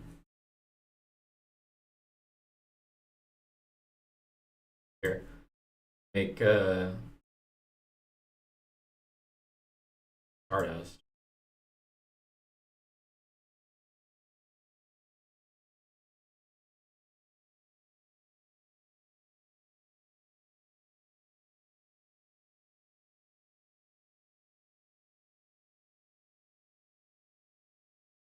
I think I probably like would change less stuff than most people.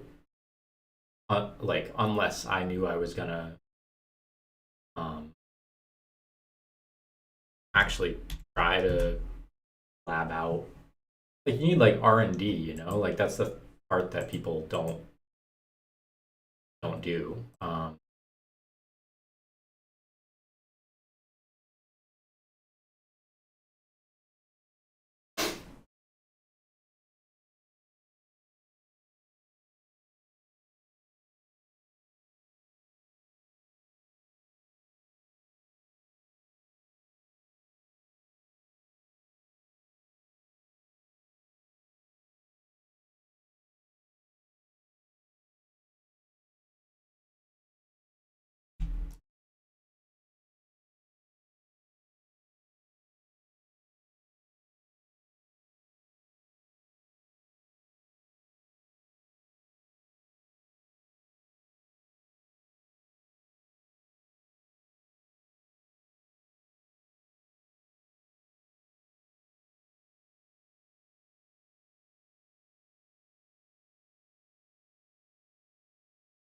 And shooting call it a day. I mean,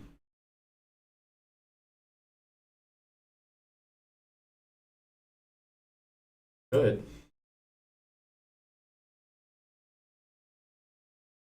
Yeah, it's like that's the type of thing that, banning one card, even if it's a card that's in a lot of decks, like there's sort of a limit to the unintended consequences you say that has.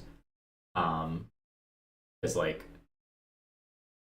even if it's a card in both players' decks, then like the chances that one of the two see it in a game is like 20%, something in that range. Like so affecting some amount of games, like probably one person's gonna see it once a match if they both kept it in. But you know what I mean? Like sort of napkin math. But like if Jesus um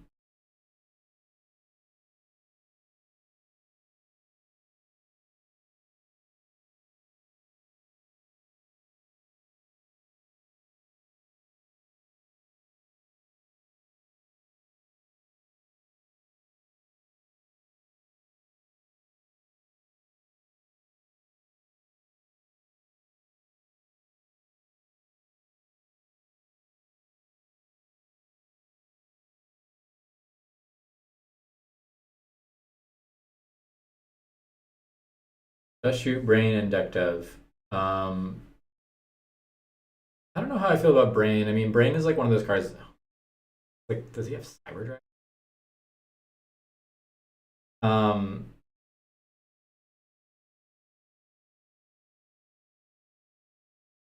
uh, brain is a good answer to Stardust and Dark Armed. Forgot to put level 8. And neck deck, that's possibly. Does he have thought ruler? Yeah, I don't really think brain. I mean, I think that's an example of a card that has like dynamics format matter, you know. Um, crazy that. Um, but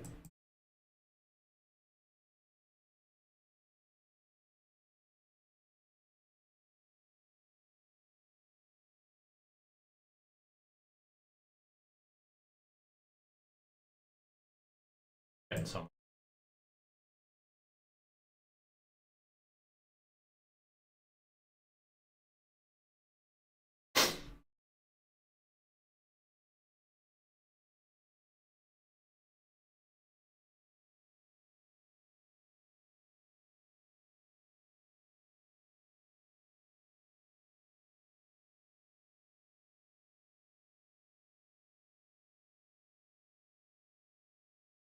what do I even have left in my deck? I have two debris. Drago's gone. We have to be a little careful because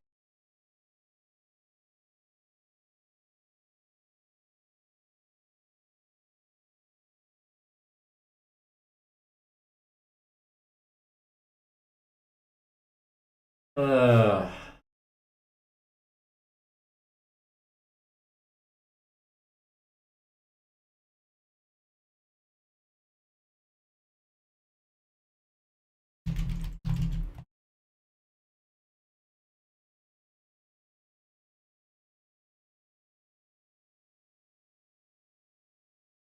sure what to do.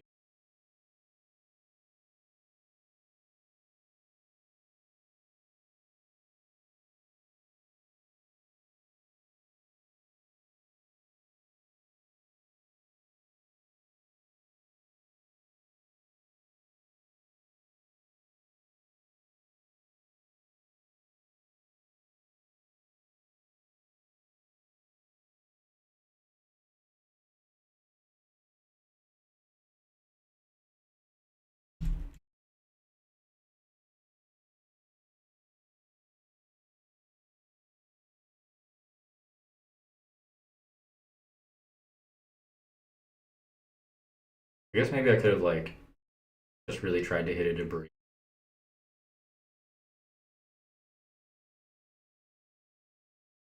Gone for call it Trident.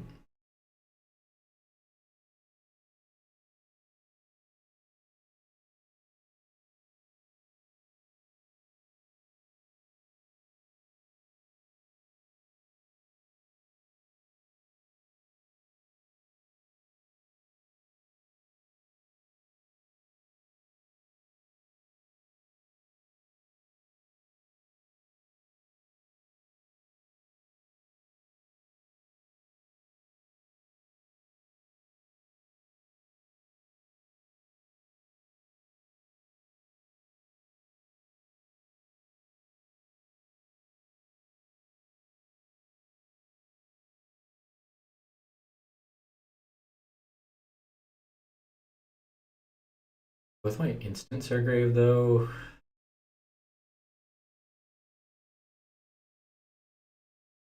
or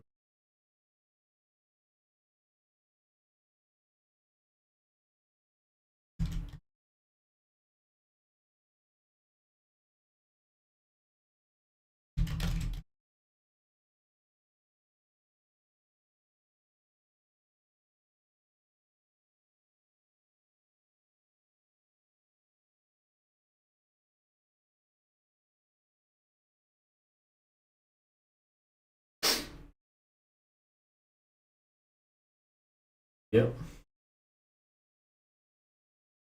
He didn't know what I was playing.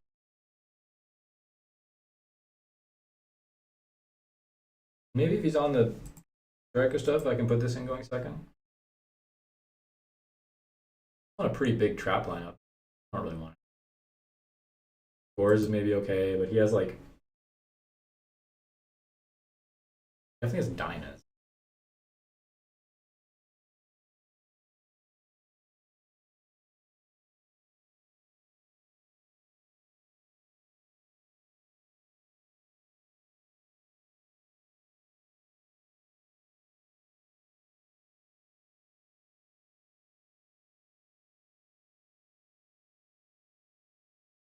Ag is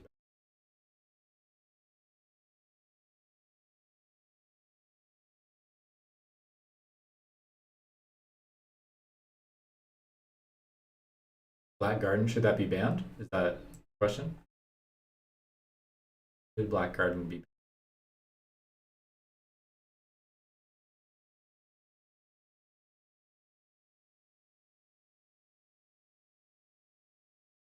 Should Black Garden be banned? Yes. That's a very hard, creates headache situation. Fine.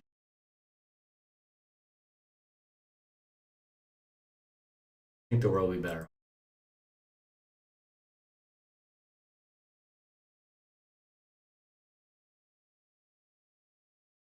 I'm not going to talk about how I just casually drew.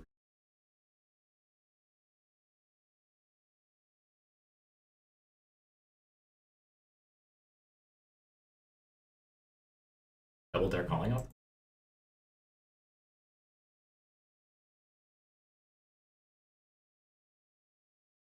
No out. Great here.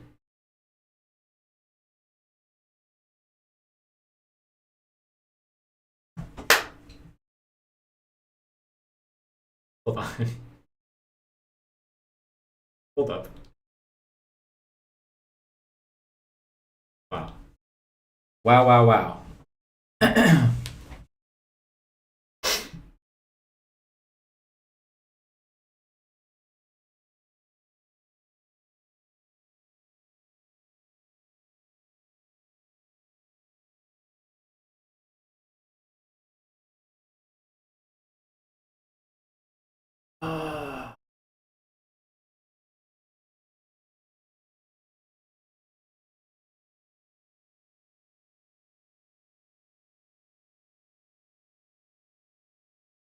Bear with me here.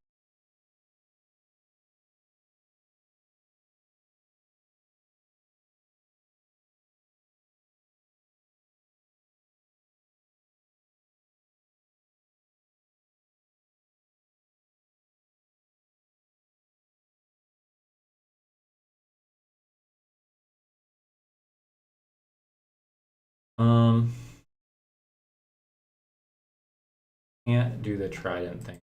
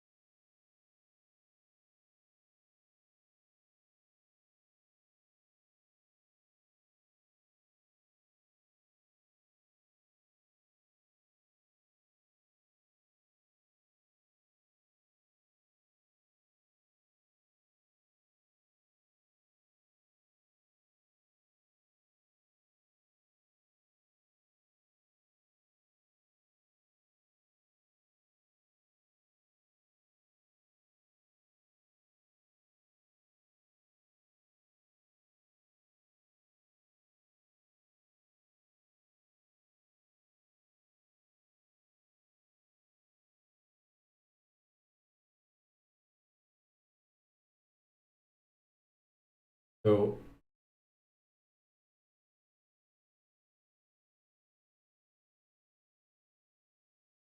yeah, we're still going strong over here somehow.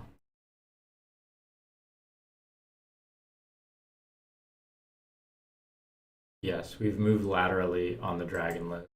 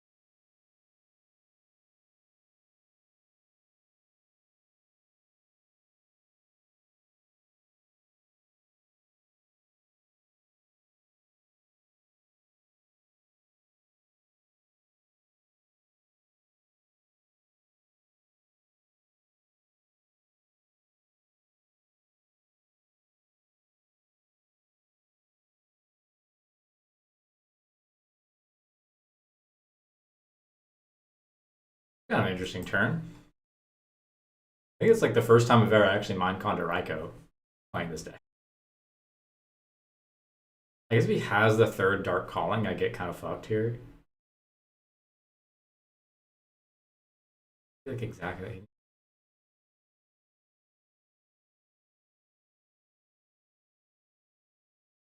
I don't know.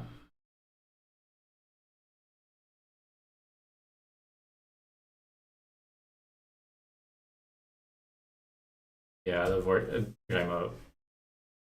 Vortex on Vanity and then killing you.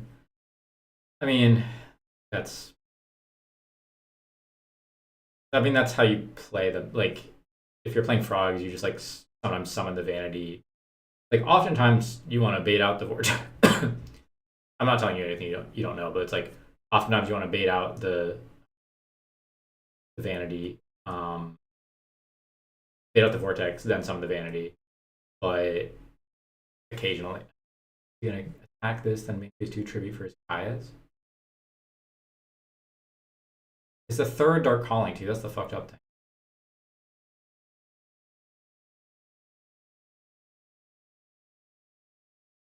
Oh, trigger.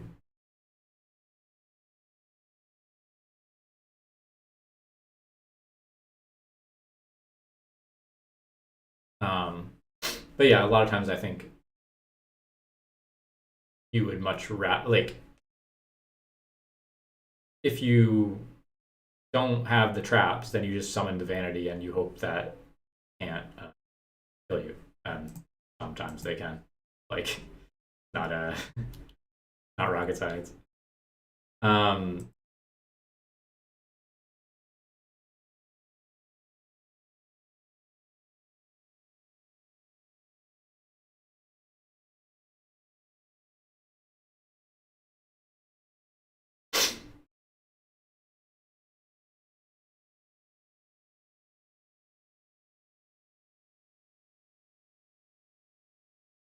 hmm.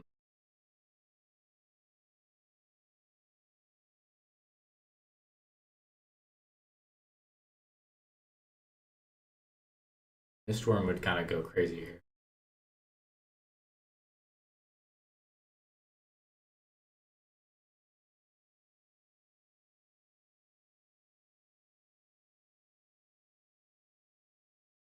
Yeah, it was a nice match. Not stressful turn.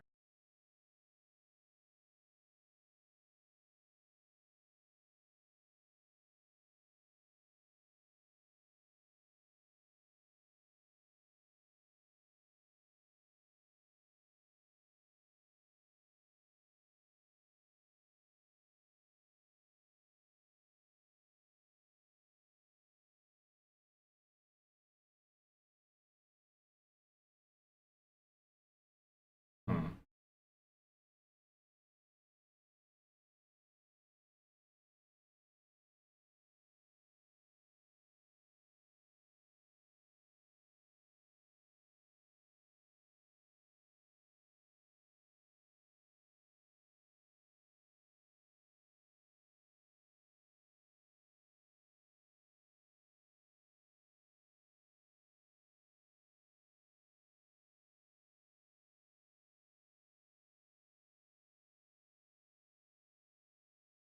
Oh, thank the fucking god I did that. Oh my god.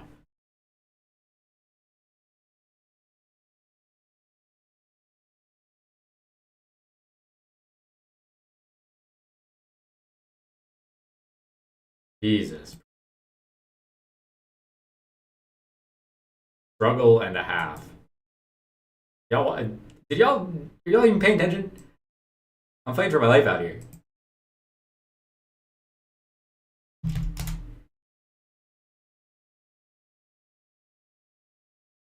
Oh, Jesus. Way harder than it needed. I guess, yeah, he wasn't going to kill me, so the vortex would have. Jeez. Yeah, it was a good match. I mean, honestly, a lot of my matches that tournament were just like, um, just me playing Dragon Turbo correctly. Like I don't know, like just drawing combo and like I felt like I didn't have that many really intricate turns or lines or something. I probably did. I'm probably discounting it a little bit, but for at the time it wasn't. And you got to understand, I have never played Dragon Turbo in a tournament before that, and I've I've played Dragon Turbo on ladder, but not a lot. I like it's one of the that was why I wanted to play it in that tournament because I just like don't really play it. Um, but yeah, I mean it was a. I'm just trying to.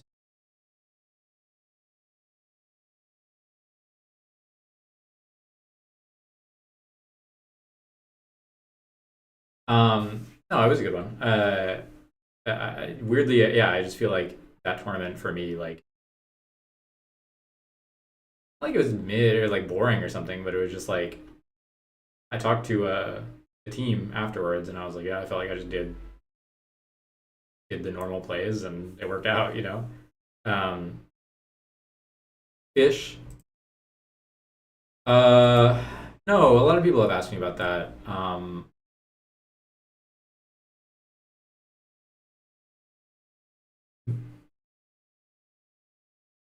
Played one match of fish. No, this is a dragon only account.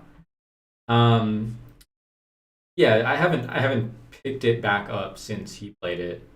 Um, that was at the like at the time he was topping with it too, because he played it at RBT New York and he met me. He like wanted to talk to me and showed me his deck and got my feedback on it. Um, but I was like deep in my Dream Frog bag, you know, so I wasn't really trying to test uh, that deck. But I think it's interesting. I don't. It's not like a bad concept. It's an interesting concept. I don't think it's very good. But Coolidge does well with it. But yeah, I think if I were to play Fish again, I don't think I would play the Tika version. Maybe just to try it, but it doesn't really interest me. I don't think it really does what I want it to do. You know, it's like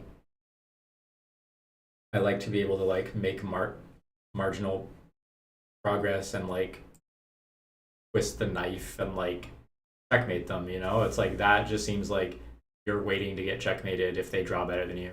You know, and I think it would beat a lot of people that really don't know what they're doing. Like, but I also I used to kind of build my decks that way, but I can't really anymore. So also depends on your purpose for it. But I think I'm gonna call it there. We did a solid little 4 or 5 hours or whatever it was. Um, and I think that's gonna be what it is. The tier list video I'll put up at some point. Um, and we had a good time. We had a good Christmassy time. Guys, did. We have a good Christmas tomorrow for Hanukkah. First night of Hanukkah tomorrow as well. Um, and yeah, I don't know. I think to be completely honest, I think my Edison spirit is waning a little bit, going downhill. But I'm gonna pump out some more content and who knows? Maybe transition into a different role, host some tournaments. You never know. But it was good chilling and playing some games.